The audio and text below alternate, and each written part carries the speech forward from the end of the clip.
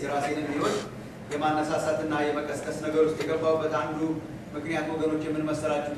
መጽሐፍ ቅዱስ ሲናገር ስለ መጨረሻው ዘመን ምልክት ሲናገር የመጨረሻው ዘመን ምልክት አሁን እኛ እንደምናስበው ይሄ የመሬት መንቀጥቀጥ እና ደግሞ የጦርነት መብዛት የናቹራል ዲዛስተርስ ምናምን ብቻ ሳይሆን እነሱ እንደተጠበቁ ሆነው ስፒሪቹዋል ዲዛስተር ነው አንዱ።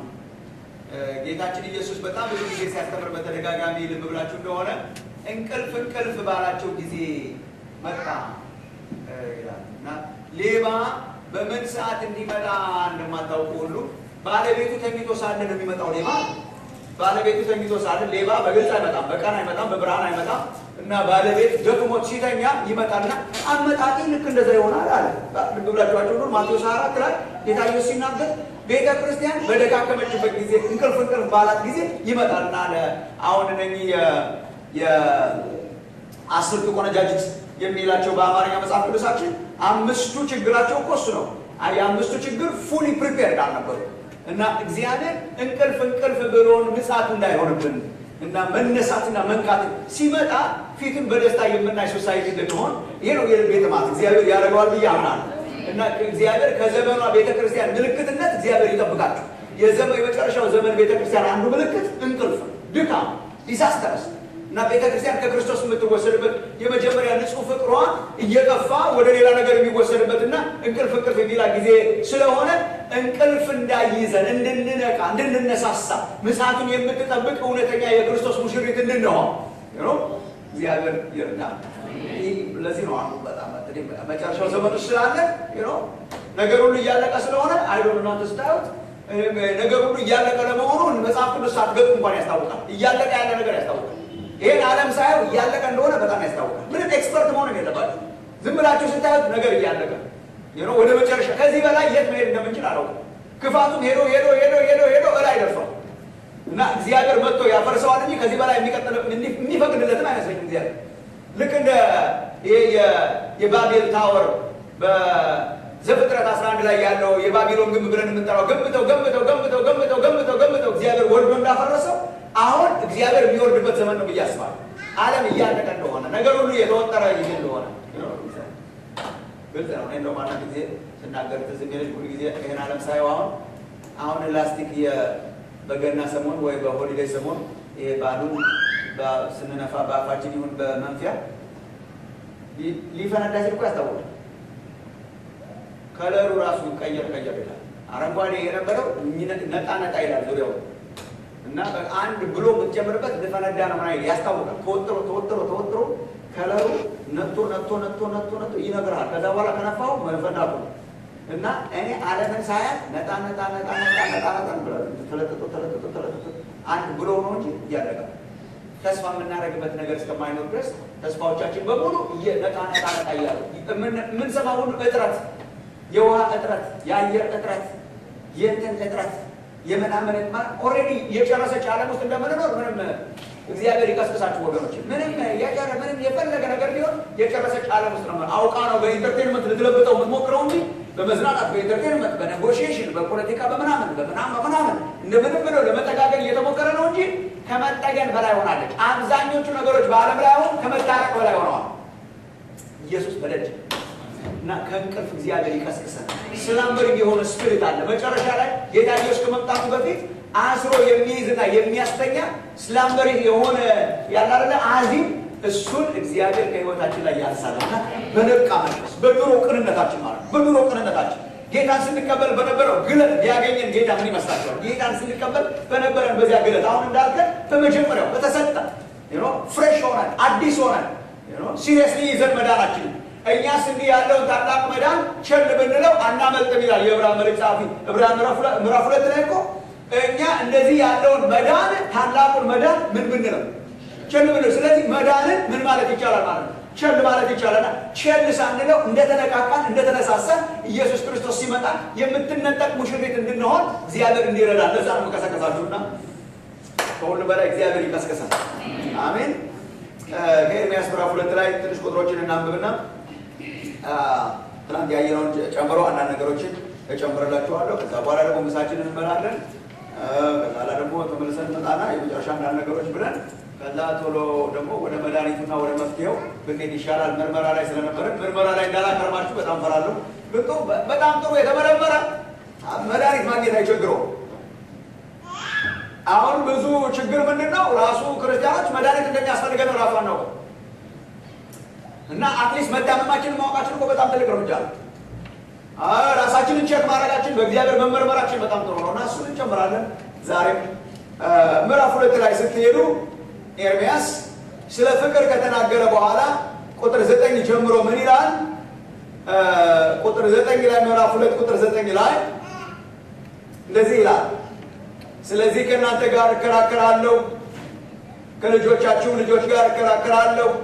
ወደ ኬጢም ደሴቶች እለፉና ተመልከቱ፣ ወደ ቄዳርም ላኩና እጅግ መርምሩ። እንደዚህም ያለ ነገር ሆኖ እንደሆነ እዩ። በእውኑ አማልክት ያልሆኑትን አማልክቱን የለወጣቸው አንድ ሕዝብ አለን? ነገር ግን ሕዝቤ ክብሩን ለማይረባ ነገር ለወጠ። ሰማያት ሆይ በዚህ ተደነቁ፣ እጅግም ደንግጡና ተንቀጥቀጡ ይላል እግዚአብሔር። ሕዝቤ ሁለቱን ክፉ ነገሮች አድርገዋልና እኔን የሕያውን ውሃ ምንጭ ትተውኛል፣ የተቀለሉትንም ጉድጓዶች ውሃውንም ይይዙ ዘንድ የማይችሉትን ጉድጓዶች ለራሳቸው ቆፍረዋል እያለ ይቀጥልና ቁጥር 26 ላይ ወረድ ብትሉ ቁጥር 26 ላይ ደግሞ ሌባ በተያዘ ጊዜ እንደሚያፍር እንዲሁ የእስራኤል ቤት እነርሱና ንጉሶቻቸውም አለቆቻቸውም ካህናቶቻቸውም ነቢያቶቻቸውም ያፍራሉ። ግንዱን አንተ አባቴ ነህ፣ ድንጋዩንም አንተ ወለድከኝ ይላሉ። ፊታቸውንም ሳይሆን ጀርባቸውን ሰጡኝ፣ በመከራቸው ጊዜ ግን ተነስተህ አድነን ይላሉ። ለአንተ የሰራሃቸው አማልክት ግን ወዴት ናቸው? ይሁዳ ሆይ አማልክትህ እንደ ከተሞች ቁጥር እንዲሁ ናቸውና ይነሱ፣ በመከራህም ያድኑ እያለ ይቀጥላል። ትንሽ ተጨምርላችሁ ቁጥር 31 ላይ ትውልድ ሆይ የእግዚአብሔርን ቃል ተመልከቱ። በእውኑ ለእስራኤል ምድረ በዳ ወይስ የጨለመች ምድር ሆንኩበትን? ሕዝቤ ስለምን እኛ ፈርጥጠናል፣ ከእንግዲህ ወዲህ ወደ አንተ አንመለስም ይላል። በእውኑ ቆንጆ ጌጧን ወይስ ሙሽራ ዝርግፍ ጌጧን ትረሳለችን? ሕዝቤ ግን የማይቆጠር ወራት ረስቶኛል እያለ ይቀጥላል። ጌታ እንዲያስተምረን እንጸልይ።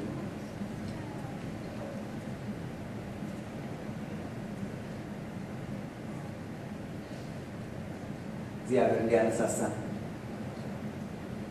ዋጋ ከፍለን ከመጣን አይቀር ጊዜ ወስደን በፊቱ ከሆነን አይቀር እግዚአብሔር የሚሰራበት ጊዜ ሊሆን በሕይወታችን ልባችንን ከፍተን በእግዚአብሔር ፊት እንጸልያለን። እግዚአብሔር በመካከላችን ያለ አምላክ ይሰራል፣ ከቅሬታዎች መካከል ያደርገናል። እግዚአብሔር የተባረከ ይሁን። ወንድሞችና እህቶቼ እግዚአብሔር የሚወራረድበት ሰው ከመሆን የበለጠ ሽልማት ምንም የለም። እግዚአብሔር በዚች ከተማ አሉኝ ከሚላቸው መካከል ያደርጋችሁ።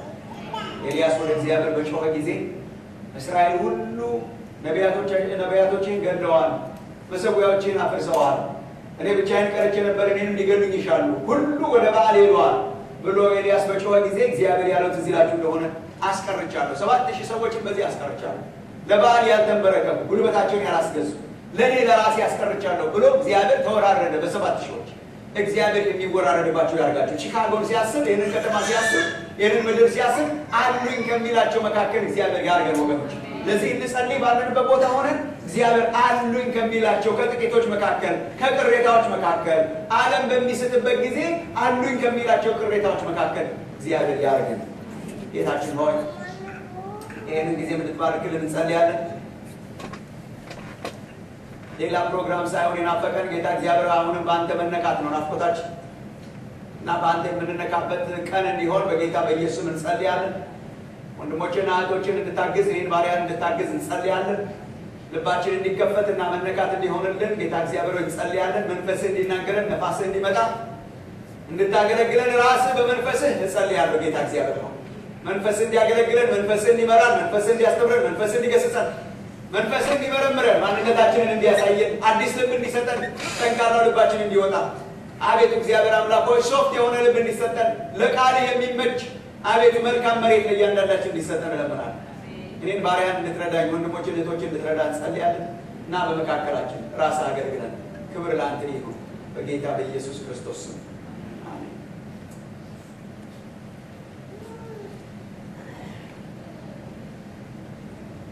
እንግዲህ ትናንትና ለነበራችሁ ሰዎች በኤርምያስ ምዕራፍ 2 ላይ ሄደን ኤርምያስ ምዕራፍ 2 ያው እንዳየነው የሰቆቃው ኤርምያስ ግልባጭ መጀመሪያ ላይ እግዚአብሔር ለእስራኤል የጎደላቸውን በህይወታቸው የሚያቸውን ሲምፕተምስ ማለት ነው። ሲምፕተምስ ምልክቶች፣ የመድከም ምልክቶች እያሽቆለቆሉ ለመምጣታቸው የመንፈሳዊ ህይወታቸው ማሽቆልቆል ምልክቶች እግዚአብሔር አስቀድሞ የተናገረው ኦልሞስት ምርመራ ነው። እግዚአብሔር በክርክር መልክ እንደ ፍርድ ቤት ያቀረበው ምርመራ ነው። ይሄን አይቸብሻለሁ ብሎ ያቀረበው ምርመራ ነው። ይሄን ማስጠንቀቂያ ዘለው ሄደው ነው ከዚያ በኋላ በምርኮና ራሳቸውን አሳልፎ የሰጡት።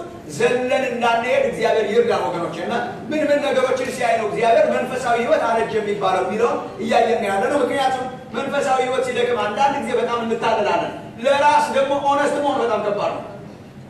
ለተወዳዳሪያችሁ ሆነ እከሌ ችግር አለበት ብሎ መናገር በጣም ቀላል ነው። ለኔ ያለበትን ችግር ልንገርህ ብለን ስለ ሰው ለመናገር በጣም ቀላል ነው።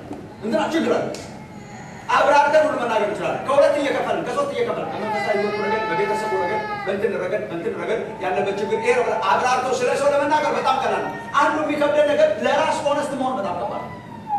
ለራስ ሀቀኛ መሆን እኔ እንደዚህ ነኝ ብሎ ሀቀኛ መሆን በጣም ከባድ።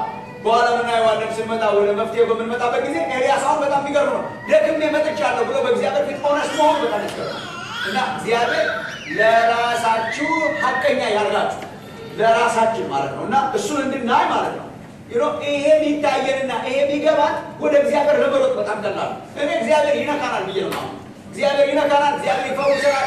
አግኝቶን ነው እኛ ለመታደስ ከምንፈልገው በላይ እሱ ሊያድሰን በጣም ይፈልጋል።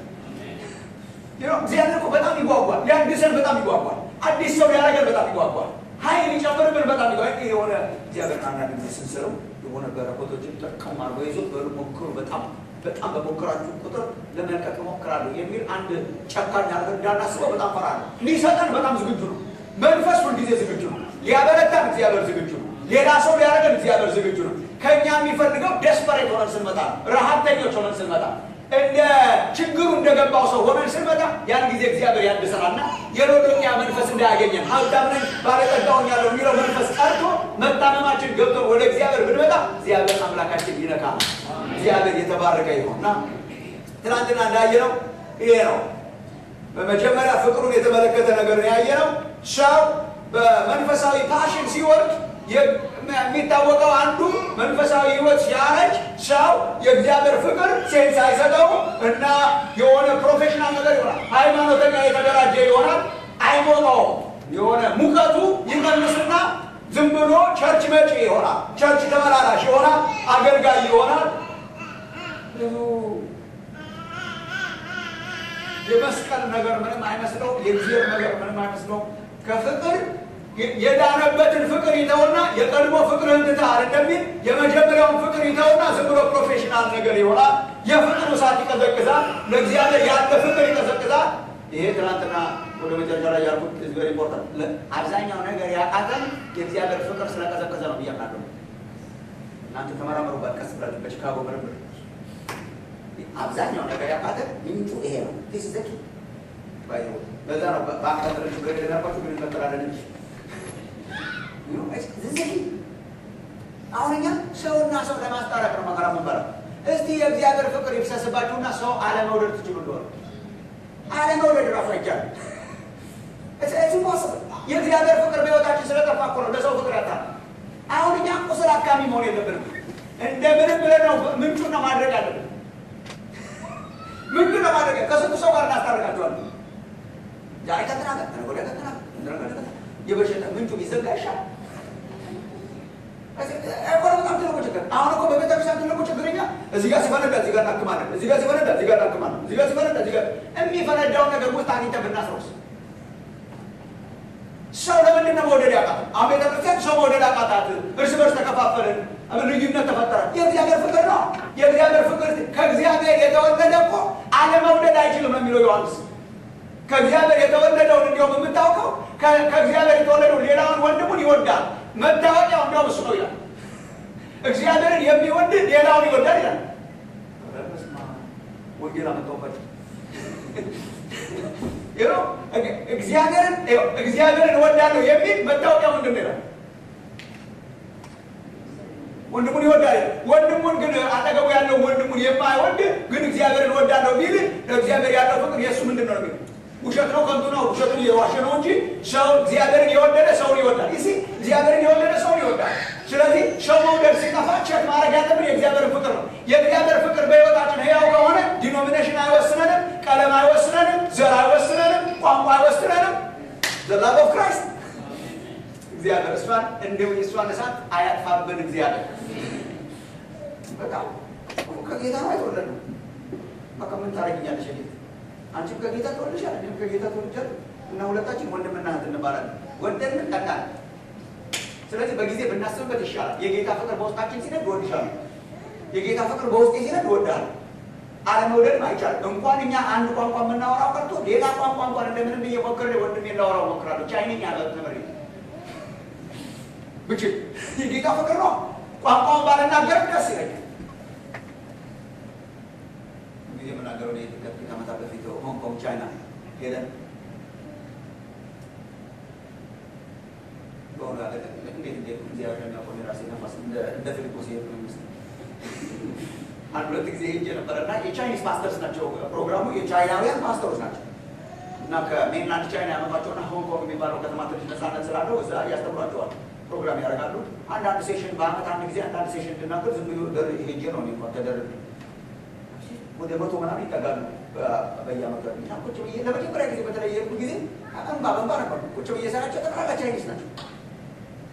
አንተዋወቅ ዘራችን አንተዋወቅ። ኢንፋክት ለእኔ የተመደበችልኝ አስተርጓሚ ፕሮግራሙ ከመጀመሩ በፊት ከአስተርጓሚዎቻችሁ ጋር አራት ብሉ ተብለን እራት ተሰብስበን ስንበላ እኔ ከአስተርጓሚ ጋር ቁጭ ብያለሁ። እንግሊዝኛ አስተማሪ ናት። ገጠር ቻይና ውስጥ ያለ ገጠር ውስጥ እንግሊዝኛ አስተማሪ ናት። ክርስቲያን እህት ናት እና አክሰንታችን እንድንለማመድ ማለት ነው።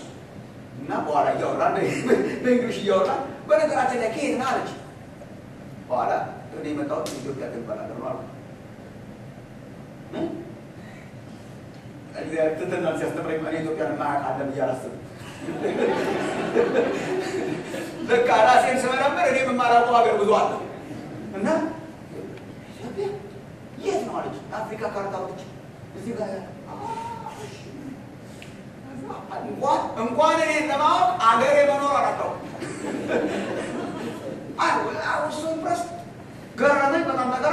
ፕሮግራሙ ተጀመረ። ፕሮግራሙ ላይ የኔ ቋንቋ አይናገሩም፣ የእነሱን ቋንቋ አይናገርም። መዝሙር ይዘምራሉ፣ ቃሉ አይገባኝም፣ ግን የሆነ ነገር ይነካል፣ የሆነ ነገር ይነዝረኛል። ሳያቸው ኦቨርዌል የሚያደርገኝ ወንድሞቼና እህቶች ናቸው እና እኔም ወንድማቸው ነኝ። አገሬን አታውቅም፣ ቋንቋዬን አታውቅም። አንድ ቋንቋ ግን አግባብተናል። የክርስቶስ ኢየሱስን መንፈስ ጠጥተናል። በእግዚአብሔር ተወልደናል። የእግዚአብሔር ልጆች ሆነናል። ከእግዚአብሔር ተወልደናል። ዳግመኛ ተወልደን ድነናል። ስለዚህ ወንድም አሁን ምን ይባል እግዚአብሔር ዘላለምን ከእነሱ ጋር አብረን እንኖራለን። ዘላለምን በስጋ ከእኔ ከተወለደው ከአጎቴ ጋር ላላገኘው ይችላል። አሁን እኛ ስጋ ነው ከፍ ያለ ነው የአጎቴ ነገር ምናምን ብለን መከራ ብለን የወንድም ኢተርናል ነገሩ ወደታች ዘላለምን ግን የምናሳልፈው እኔና እናንተ ነን። በአባቴ ቤት ብዙ መኖሪያ አለ አለ ጌታ ኢየሱስ። ትልቅ ነው ቤቱ ማለት ነው። አንድ ቤት ነው። በአባቴ ቤት ውስጥ ብዙ መኖሪያ አለ፣ በዚያ መኖሪያ ውስጥ ትኖራላችሁ ብሎናል። ሊያዘጋጅልን ሄዷል። እያዘጋጀው ነው። ምን እያደረገው እንደሆነ እግዚአብሔር ያውቃል። ይህ ሁሉ ዓመት የፈጀበት ሲጨርስ እመጣለሁ ብሏል። እስከዛሬ እንደዛ መጣ። በ6 ቀን የሰራውን አያውቃለሁ። በ6 ቀን የሰራው አስገራሚ ነው። ቀን 1 ቀን 2 ቀን 3 እያለ በ6 ቀን የፈጠረውን ዘፍጥረትን ማንበብ ልንቆጥራቸው ማንችል ከዋክብት ልንቆጥራቸው የምንችል በሰማይና በምድር የሚመሰበሱትን በሙሉ በ6 ቀን ሰራ። 6 ቀን የሰራውን አጥንተን አልጨረስነውም። 2000 ዓመት የፈጀበት ምን ሊመስል እንደሚችል ራሱ ያውቃል። እስከ ዛሬ ድረስ እየሰራልን ነው። ክፍላችንን እያዘጋጀልን ነው። ቤታችንን እየሰራልን ነው። ከእሱ ጋር ለዘላለም እንኖራለን። ለዘላለም ህይወትን ሸር እናደርጋለን። ከአንተ የሚለየኝ የለም፣ ከኔ የሚለይህ የለም። ወንድሞችና እህቶች ያደረገን ከክርስቶስ ኢየሱስ የተወለድን የክርስቶስ ኢየሱስ ዘር እና ዲኤንኤ በውስጣችን አለብን። እግዚአብሔር የተባረከ ይሁን። ይህንን ፕሮሞት ማድረግ ያቃተን ለምንድን ነው ያልኩት? የእግዚአብሔር ፍቅር ያልገባው የሰው ፍቅር አይገባውም። ጻፍች እንግዲህ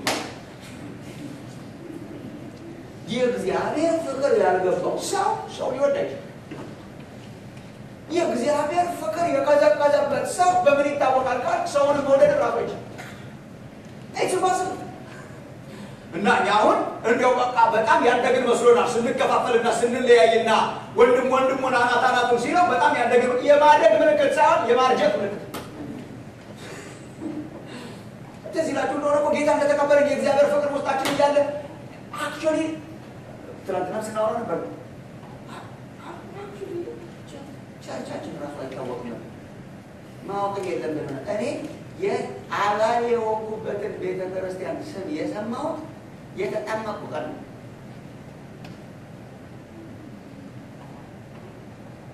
የሚለውን ጠቅላላው አንድ ነበር የሚመስል እና ቤት ውስጥ እየተሰባሰብን ስናመር እኔ ሌላ የተለያየ ድርጅት መኖሩ የሆነ ፋራ ነበር ይምር ማለት በቃ ከእኔ ትቻት ከመጣኋትና ቤተክርስቲያን የወጣ ሁሉ ጠቅላላ እኛ ነገር ነው የሚመስል እንጂ ሙሉ ወንጌል ይወጣ ማለት ኢየሱስ ምናምን የሆነ አልሰማሁም። እግዚአብሔር አውቆ ሆና ነገር ያላሰማው በኋላ ከተምከን ስንወጣ እኔ እንግዲህ አመት ከምናምን ሆኖ የተጠመቁት ተጠምቀን ስንወጣ ከዛሬ ጀምሮ ምናምን አሪያ ተጠመቀ ወንድም አሁን ወደ ጌታ ይሏል። በጣም የተወደደ አሪያ ነው ለኔ። በኋላ ከዛሬ ጀምሮ እናንተ ብርሃን ቤተክርስቲያን አባላት ናችሁ እና ስለ ቤተክርስቲያን ማብራሪያ ሰጥና ወሱ ኮንፊውዝ በጥምቀቴ ቀን ኮንፊውዝ ነበር። ምን ማለት በኋላ ይዘውን ኬክ ምናምን ሊጋብዙን ኬክ ቤት ይዘውን ሄዱ። ባህር ዳር ከተማ ነበር። በኋላ እኮ አጠገቡ ቁጭ ቅድም ያልከው ነገር አለበት ምን መሰለህ አንድ ነን። ታዲያ ምንድን ሌላ ምን አለ? አሁን የእኛ ስም ይሄ ከሆነ ሌላ ምን አለ? ሙሉ ወንጌል ይባላል እንትን ይባላል። በኋላ ቼክ ሳስደርግ እየገባኝ ሲመጣ ፋራነት እየለቀቀኝ ሲመጣ የመሰከራልኝ ልጅ ክንፈ ከሌላ ቤተክርስቲያን ነው። በጌታ በደህንነት ያስተማረችኝ ከሌላ ቤተክርስቲያን ነው። እንትን ያደረገኝ ከሌላ ቤተክርስቲያን ነው። አብረን የተሰበሰብነው ለካ ከሌላ አውርተን ስለማናውቅ ነው እንጂ ለካ ከተለያየ ቸርች የተጠራቀመ ነው። ተራ በተራ ነበር ቸርቾቹ የሚያጠምቁት። የኔ ተራ ጊዜ የእኛ ቤተክርስቲያን ተራ ስለሆነ ነው እንጂ ለካ ተራ በተራ ነው የሚያጠምቁት። አንድ በረት ነበረ፣ ልዩነት በመካከላችን አልነበረ። ስምና ዝና የሰማነው በኋላ ነው። ስምና ዝናና ድርጅት ሰምተና ሳይሆን በክርስቶስ ኢየሱስ ተወልደን ነው ጌታ ኢየሱስን የተከተልነው። ያንን መንፈስ ያወጡ ሳይት ሰከንዳሪ የእንትን ቤተክርስቲያን የእንትን ቤት ሰከንዳሪ የእንትን ዘር ሰከንዳሪ የዓይናችን ቀለም ሰከንዳሪ ነው። ሁለተኛ ነው በክርስቶስ ኢየሱስ መወለዳችን ብቻ ይበቃል ለመዋደድ።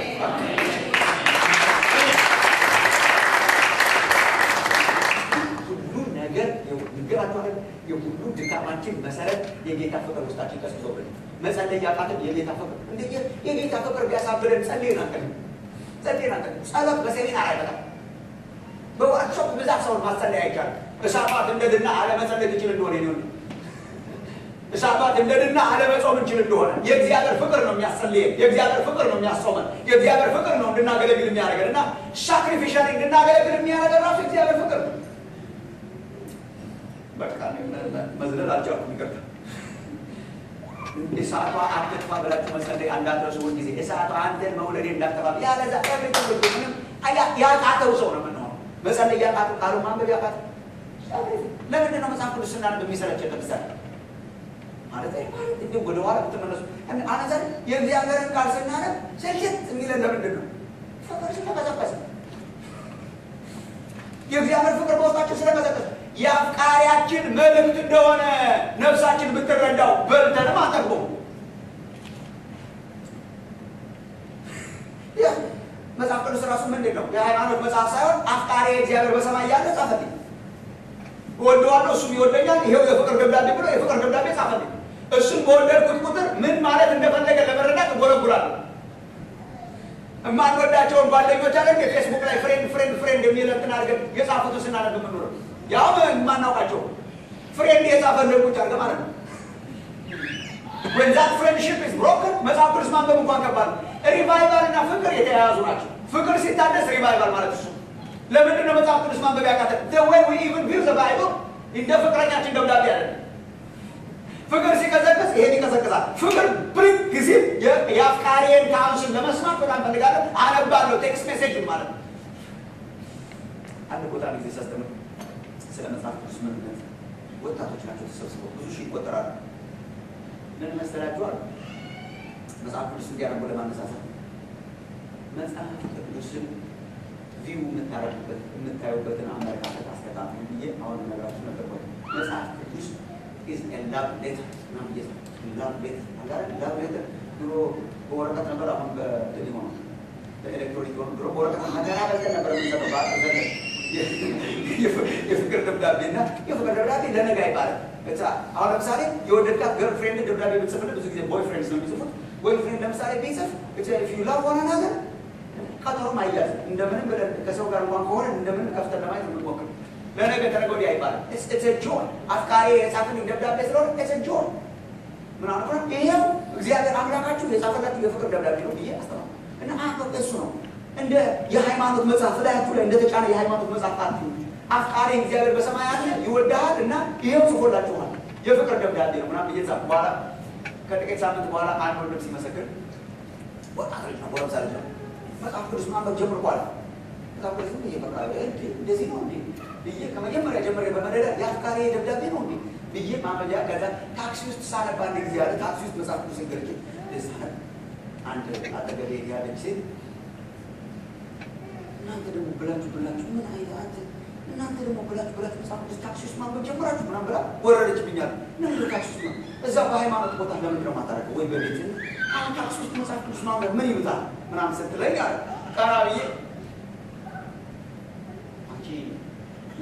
አንቺ ወይ ፍሬንድ አለሽ አልኳት። ከዛ እንዳጋጣሚ እግዚአብሔር ሲረዳው አላት እሺ አሁን አንቺ ወይ ፍሬንድ ቴክስት ሜሴጅ ቢያደርግልሽ እቤት ስላልሽ ነው ካስብለሽ የምታነቢው ምናምን አልኳት። አይ ገርችም ታክሲ ውስጥ ታነቢያለሽ? አዎ ልክሽ እኔ አፍቃሪ እግዚአብሔር በሰማይ አለ የኔ ወዳጅ ሆነ በሰማይ አለ ቴክስት ሜሴጅ አለ የእሱ ቴክስት ሜሴጅ ነው አለ ቴክስት ሜሴጅ ስላደረገልኝ እቤት ድረስ የምጠበቅበት እንትን ስለምወደው እሱም ስለሚወደኝ ቴክስት አደረገልኝ አነበዋለሁ ኤኒታይም። እግዚአብሔር አምላክ ወደዚህ መንፈስ መጽሐፍ ቅዱስ ማንበብ የምትችሉ ወደ ፍቅር ስትመለሱ፣ መጸለይ የምትችሉ ወደ ፍቅር ስትመለሱ፣ ሰው መውደድ የምትችሉ ወደ ፍቅር ስትመለሱ። አሁን እኛ ምክንያት ለመጠገን አንሞክር፣ እንትኑን ውጤቱን ለመጠገን አንሞክር። ከስር ነው መያዝ ያለበት። ፍቅር ስለቀዘቀዘ ነው ያቃተን ወንድሞች እናቶች።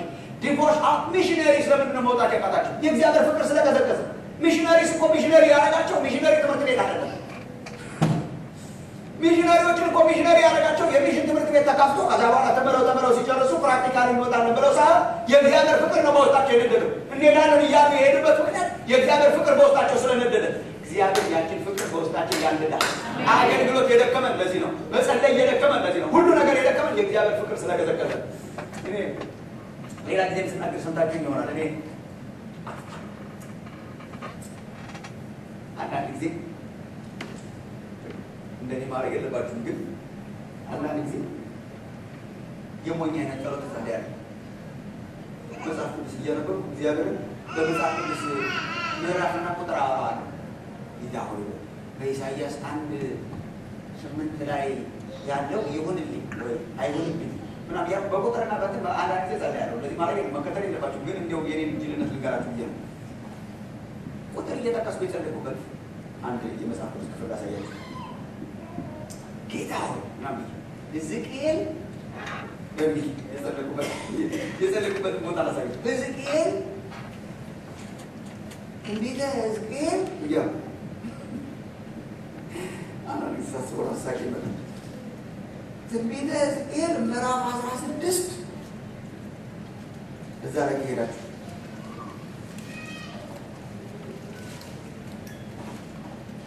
ትንቢተ ሕዝቅኤል ምዕራፍ 16 ብዬ ልንገራችሁ። የጸለይኩትን አጸራሪ ልንገራችሁና ከዛ ላነብላችኋለሁ። እንደው ጌታ ሆይ በሕይወቴ ዘመን ቁጥር 15 ላይ እንዳልደርስ ጠብቀኝ እየዘል አታምባል በኋላ ምናምን ፈተንኳችሁ። እንደው ቁጥር 15 እንዳይሆንብኝ እስከ ቁጥር 14 ላይ ብቻ ልኑር እየጸልያለሁ እና መጀመሪያውን ቁጥር 15 ሳታዩ ላምብላችሁ ከቁጥር 1 ጀምሮ እስከ 14 ድረስ 15 ላይ ያየ ይቀጣል። I will encourage you እንድታነቡት ቤታችሁ። እግዚአብሔር እስራኤልን ምን አድርጓት ነው? ልክ እንደ ትናንትናው በኤርምያስ ላይ እንዳየነው ታሪክሽን ልንገርሽ ብሎ እግዚአብሔር ታሪክሽን ባጭሩ ልንገርሽ። እኔ ሕዝቅኤል ምዕራፍ 16 የእስራኤል ታሪክ ባጭሩ፣ ይሄ ታሪክ ባጭሩ የሚባል ነገር ትዝ ይላችሁ እንደሆነ ድሮ ጨንቆዴ ዳንዴ ሰኞ ተወለደ ማክሰኞ ሆነ ምናምን እያለ የተማርነው አሁን በእንግሊዝኛ ማለት ታሪክሽን ባጭሩ ልንገርሽ ነው። ለእስራኤል ታሪክሽን ባጭሩ ልንገርሽ፣ ማንነትሽን ልንገርሽ ብሎ እግዚአብሔር እያንዳንዷን የሕይወቷን ምዕራፍ ይወስድና ምን ያደርጋል? እግዚአብሔር በእያንዳንዷ የሕይወቷ ምዕራፍ ያፈቀረ አፍቃሪ አምላክ ይሆናል። ሕፃን ሆና እንደ ልጅ ያፈቀረ፣ ኮረዳ ስትሆን እንደ ጮኛ ያፈቀረ፣ ከዛ ለሰርግ ስትደርስ ደግሞ ያገባት እያንዳንዷን የህይወት ምዕራፏን ይወስድና የፍቅር ታሪክ ያደርጋል። ኢትስ ኤ ላቭ ስቶሪ። ዛብብላችሁ ደስ ይላል። የእግዚአብሔር ቃል ወደ እኔ እንዲህ ሲል መጣ። የሰው ልጅ ሆይ ለኢየሩሳሌም ርኩሰቷን አስታውቃት፣ እንዲህ በል ጌታ እግዚአብሔር እንዲህ ይላል። ለኢየሩሳሌም ምን ይላል? ዘርሽና ትውልድሽ ይላል እግዚአብሔር፣ ዘርሽና ትውልድሽ ከከነዓን ምድር ነው። አባትሽ አሞራዊ ነበረ፣ እናትሽን ኬጢያዊት ነበረች። በተወለድሽ ጊዜ ብሎ ይጀምራል። መወለድ አትሉ፣ በተወለድሽ ጊዜ ገና ሕፃን ሆና ማለት ነው። በተወለድሽ ጊዜ በዚያው ቀን እትብትሽ አልተቆረጠም፣ ንጹሕም ትሆኚ ዘንድ በውሃ አልታጠብሽም፣ በጨውም አልተቀባሽም፣ በጨርቅም አልተጠቀለልሽም። በተወለድሽ ቀን ከሰውነትሽ ጉስቁልና የተነሳ በሜዳ ላይ ተጣልሽ እንጂ ከዚህ አንዳች ይደረግልሽ ዘንድ አይራራልሽም፣ ማንም አላዘነልሽም ይላል። ምን ያስመስላት? ድንገሽ ማለት ነበር ባይዘው ይሄ ኢትስ ቬሪ ሂዩሚሌቲንግ። በጣም ድንገሽ ማለት አሪፍ ሆነሽ አልጀመርሽም። ማንነትሽ ወልዳ እናቷ የጣለቻት አራስ ነች። ቴክኒካሊ ይሁን በነገራችን ላይ እኛ አሪፍ አልነበርንም ወንድሞች እናቶች፣ በኃጢአታችንና በበደላችን ሙታን ነበር እና ተወልደሽ አላት። በተወለድሽ ቀን ማንም ያዘንልሽ ሰው የለም። እናት አባትም አላዘነላትም። ሳትታቀቢ ሳትጠቀለይ ሳትጠራረጊ እናንተማ እዚህ ሀገር ታያላችኋል። እየገባችሁ ልጅ ሲወለድ ወይ አይቻላም። ወዲያው እንደተወለደች ሶስተኛ ልጅ ነው ያየሁት። ሶስተኛዋን አይቻታለሁ እንዳለ ስንወጣ ማለት ነው። ማአት ነገር እንደተለቀለቀ ነው አሉ ነው ተራርጎ ነው አሉ ጎጆ የሚያረጉ አንዳንድ ነገር ከላያችን ላይ ተወግዶ ደምናምን ተጠራርጎ ምናምን ተጠርጎ ነው መጀመሪያ ላይ እንደወጣን በኋላ ነው እንጂ ቆንጆ የህፃን ልጅ የሆነው ሰው ሊሳመን የሚጓጓው ለመሳመም ሬዲ ያለበት ማንሆንበት ጊዜ እኮ ነበረ። መሳሚያ ቦታ የሌለበት ቦታ ጊዜ ማለት ነው። ማአት ነገር የተለቀለቀ ጊዜ ማለት ነው። ልክ እንደዛ ተነገር ወጥ ትጥላ በጫካ ማንም ሳይራራላት የተጣለች ህፃን ልጅ በደምሽ ተለውሰሽ ማንም አራራልሽም ተጠለሽ ነበርና የተወለድሽ ታሪክሽ እሱ ነው የሚመስል። ምን አይነት ልጅ ነበርኩኝ? የተጣለች በጫካ ውስጥ የተጣለች ማንም ያራራላት በደም የተጨማለቀች ነበርሽ። ከዚያማ ይኸው ቁጥር 6 በአንቺ ዘንድ ባለፍኩ እንኳንም አለፈ እግዚአብሔር ማንም አራራላትም ነበር። ሲያልፍ እግዚአብሔር በአንቺ ዘንድ ባለፍኩ ጊዜ በደምሽ ውስጥ ተለውሰሽ ባየሁሽ ጊዜ ከዚያስ በደሙ አንዳለች ወደዳት እግዚአብሔር። ምን አይነት አምላክ ነው! ታጥቦ ማንም ይወዳል፣ ተስተካክሎ ማንም ይወዳል፣ በጨው ተጠራርጎ ማንም ይወዳል፣ ጨርቅ ተጠቅልሎ ማንም ይስማል። ከነደም የሚስም ግን እግዚአብሔር አምላክ ብቻ ነው። እና ባለፍኩ ጊዜ በደምሽ ውስጥ ተለውሰሽ ባየሁሽ ጊዜ በቃ ግድ የለም በደምሽ እንዳለሽ በሕይወት ኑሪ አልኩሽ። አሁን በደምሽ እንዳለሽ በሕይወት ኑሪ አልኩሽ። እጅስ ጅግሬት ሊቭ አላት እግዚአብሔር። ሊቭ መሞት ነበረባት። በጫካ ተጥላ ነበረ። ከነደምሽ አነሳሁሽና በደምሽ እንዳለሽ ገና ሳትጠቀለይ ሳትታጠቢ ንጹህ ሳትሆኚ ወሰድኩሽ፣ የራሴ ያረኩሽ፣ ኑሪ አልኩሽ ይላል። አኖራት እግዚአብሔር። ከምን የተነሳ? ከፍቅር የተነሳ። ኢየሱስ ከነደሙ አይቷል። ቆንጅናዬ ነው እግዚአብሔር እንዲወደኝ ያደረገው እንዳትል፣ ገና ቆንጅናዬ ነው እግዚአብሔር እንዲወደኝ ያደረገው እንዳትል፣ ገና ምንም ንጹህ ሳትሆን ሳትታጠብና ሳትዘጋጅ ገና እንደቆሸሸች እግዚአብሔር ወደዳት። ገና እንደቆሸሸች እግዚአብሔር አነሳት። ገና እንደቆሸሸች እግዚአብሔር ራራላት። ገና እንደቆሸሸች እግዚአብሔር ከነቆሻሻዋ አቀፋ።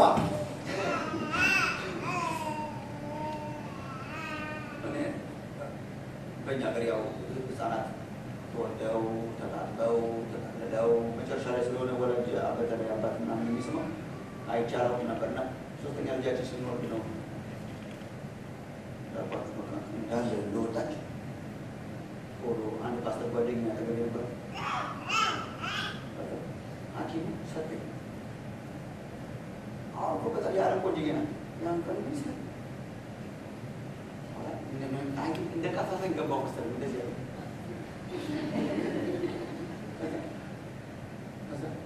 ስለገባ መሰለኝ ምን መሰለህ ማሙሻ ከፈለክ በሳምንት ትችላለህ።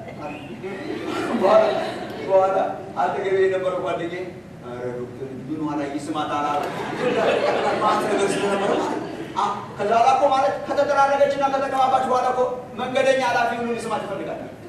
ከቀራን በኋላማ ሰውም ይፈልገናል። ሳንጠራ በፊት እኮ ነው እግዚአብሔር አምላካችን የወደደን። ገና በኃጢአታችን ተጨማልቀን በነበርንበት ጊዜ እግዚአብሔር ራራልን፣ እግዚአብሔር አነሳን። ከኃጢአታችን በበደላችን ሙታን በነበረን ጊዜ በተጨማለቅን ጊዜ እግዚአብሔር ወደደ። ምን ሰርቼ ነው እንዳትል እስራኤል፣ ምንም በምን ቁንጅናዬ ነው፣ በምንም ቆንጆ ሆነን ሳይሆን ተቃጥበን ሳይሆን ንጹህ ሆነን ሳይሆን ከነቆሻሻችን የወደደን አምላክ የተባረከ ይሆን። ታሪካችን የጀመረው ታሪካችን የጀመረው እኛ በሰራነው መልካም ስራ ሳይሆን ታሪካችን የጀመረው የራራልን እግዚአብሔር ባጠገባችን ስላለፈ። ታሪካችን የጀመረው አየንና ራራልን፣ አየንና ወደደን፣ አየንና አቀፈን፣ አየንና የራሱ አረገን። ከዛ በኋላ ወዲያው ደግሞ ይመዛታል፣ ትልቅ ልጅ ያረጋታል። እንቀጥል። በጣም ለዚህ ዘላም ነገር I just love this። ከዛ በእርሻ ላይ እንዳለ ቡቃያ፣ ልክ እንደተዘራ ቡቃያ ማለት ነው። በእርሻ ላይ እንዳለ ቡቃያ አበዛውሽ፣ አንቺም አደግሽ፣ እስራኤልን ማለት ነው። ታላቅ ሆንሽ፣ በእጅጉም አጌጥሽ፣ ጡቶችሽ አጎጠጎጡ፣ ጠጉርሽም አደገ። በስመ አብ በቃ ቆንጆ ልጅ ሆነች። ከዛ እርቃንሽን ነበርሽ፣ ተራቁተሽም ነበርሽ። በዚያን ጊዜ በአንቺ ዘንድ እንደገና እግዚአብሔር ሁለተኛ ሲያልፍ ባየሁሽ ጊዜ እነሆ ጊዜሽ የፍቅር ጊዜ ነበረ። እኔም መጎናጸፊያዬን በላይሽ ዘረጋው፣ ኀፍረተ ሥጋሽንም ከደንኩ፣ ማልኩልሽም፣ ከአንቺም ጋር ቃል ኪዳን ገባሁ ይላል ጌታ እግዚአብሔር። አንቺም አይደስላምዚስ አንቺም ለእኔ ሆንሽ። ይሄን ባክ ሲመጣ ለማግባት የተዘጋጀች ፍቅረኛ ተባረረ። በእኛና በእግዚአብሔር መካከል ያለው ታሪክ ፍቅር ብቻ ነው። ምክንያቶች ውዴ በእኔ ላይ ያለው ዓላማ ምንድን ነው? ምትል ፍቅር ነው። እኔ የውዴ ነኝ፣ ውዴ የእኔ ነው። ከዚህ ውጭ ሌላ ታሪክ የለም። ዓላማ ሲያልፍ ደግሞ ምን ያስመስላታል? አንድ ቀን የደረሰች ደግሞ ለማግባት የደረሰች ወረድ ያደረግና መጣሁና ራቁትነትሽን ከደንኩና አዲስ ልብስ አለበስኩልሽና ቃል ኪዳን ገባሁልሽ፣ አጫውሽ ማለት ነው። አንቺ የእኔ ሆንሽ፣ የእኔ ነሽ አንቺ ብዬ አፍቃሪሽ ሆንኩ ይላል። እንቀጥል። አንቺም ለእኔ ሆንሽ። ቁጥር 9 በውሃ ማጠብኩሽ፣ ከደምሽም አጠራውሽ። እንደገና ስቲል በደሟ ነበረች። በዘይትም ቀባውሽ፣ ወርቀ ዘቦ አለበስኩሽ። ይሄ የሙሽራ ልብስ ነው በነገራችን ላይ ቀጥሎ ያለው ቁጥር 10 ጀምሮ።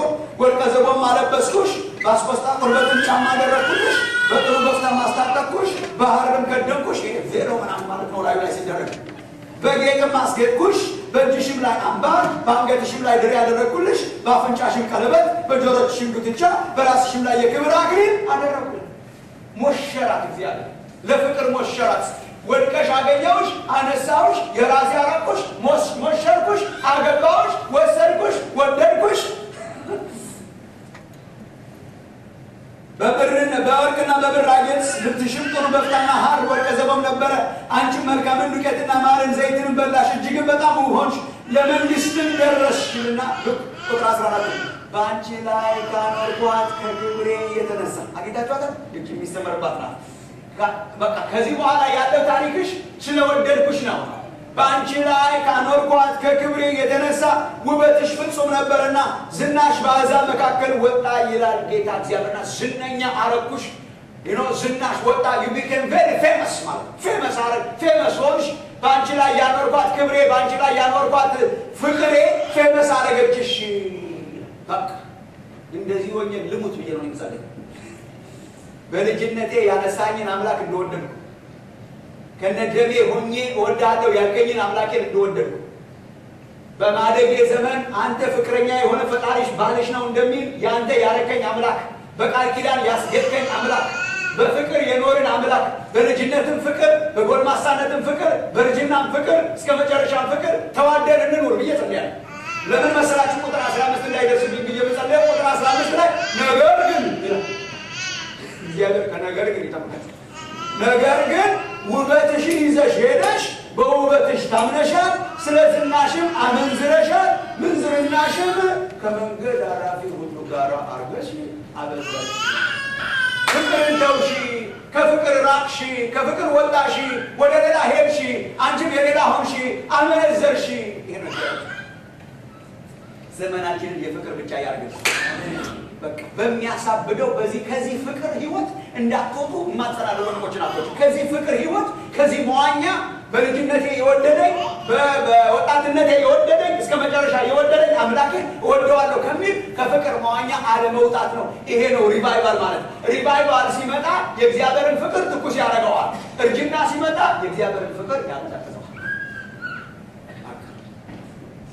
ስለዚህ ኢትስ አክቹዋሊ ቬሪ ሲምፕል ቼክ ለማድረግ ቼክ አፕ ቴርሞሜትሯን ማስገባት ነው። ይጀስ ቼክ አፕ ምንድን ነው የሚያንቀጠቅጠኝ ሲዘመር ከሁሉ በላይ ፍቅር ሲዘመር ነው ወይስ ሌላ ነገር? አንዳንድ ሰዎች የሚነቁት ቸርች ፖለቲክስ ሲነሳ ደግማለሁ አነሳለሁ እያላሰቡም ነበር፣ ግን ደግማለሁ። አንዳንድ ሰዎች ምንም አታገኛቸው። የኢየሱስ ፍቅር ያስደንቃል። ገባል በመስቀሉ ላይ ጌታ መሞቱ አይገርምም? ጌታ ኢየሱስን ወደዋለሁ የሉም በል ስለ ተጣሉ ሁለት ወንድሞች አሉ። የእንትና ሚኒስትሪ እና የእንትና ሚኒስትሪ ይልቃል እዚህ ይቀማል የእርጅና ምልክት ስለ አገልግሎት ራሱ ይልቃል። ሌላው ነገር ሁሉ የፍቅር ውጤት ሲሆን ነው እግዚአብሔር ደስ የሚለው። አገልግሎት ራሱ ያለ ፍቅር ሲሆን ደስ አይልም። አምራች አትሁኑ። በእግዚአብሔር ቤት ውስጥ ፕሮፌሽናል አምራች ለመሆን አትሞክሩ። ፋብሪካ ውስጥ የተቀጠረ ሰው ፋብሪካው መውደድም አለመውደድም አያጠበቅበት። 30 ሳጥን ለስላሳ በቀን ማምረት ካለበት 30 ሳጥን ለስላሳ አምርተህ ታስረክባለህ። ውይ ብለህ ፋብሪካውን መውደድ የለብህም። ቸርችን እኮ እንደ ፋብሪካ አይደለም። ዝም ብለን እንመጣለን፣ የሆነ ነገር እንሰጣለን፣ የሆነ ነገር እናደርጋለን፣ ህይወት የለው። አገልግሎት እንሰጣለን፣ ገንዘብ እንሰጣለን፣ እንትን እንሰጣለን፣ ህይወት የለው። እግዚአብሔር ወደ ህይወት ይመልሰን። በፍቅር እያበድን ስንሰጥ፣ በፍቅር እያበድን ስናገለግል፣ በፍቅር እያበድን ስንዘምር፣ በፍቅር እያበድን ስናዘምር፣ በፍቅር እያበድን የእግዚአብሔር ፍቅር በውስጣችን ይለኮስን። ቼክ አፕ ቴርሞሜትር ማስገባት ነው። የጌታ ፍቅር ሴንስ ይሰጠኛል ወይስ ገንዘብ ያስቸግሬ ቸርች ፖለቲክስ ነው ብድግ የሚያደርግ? ወደ ሁለተኛ ምሳሌ መብላታችን በፊት ነው ህይወት ሲለቅ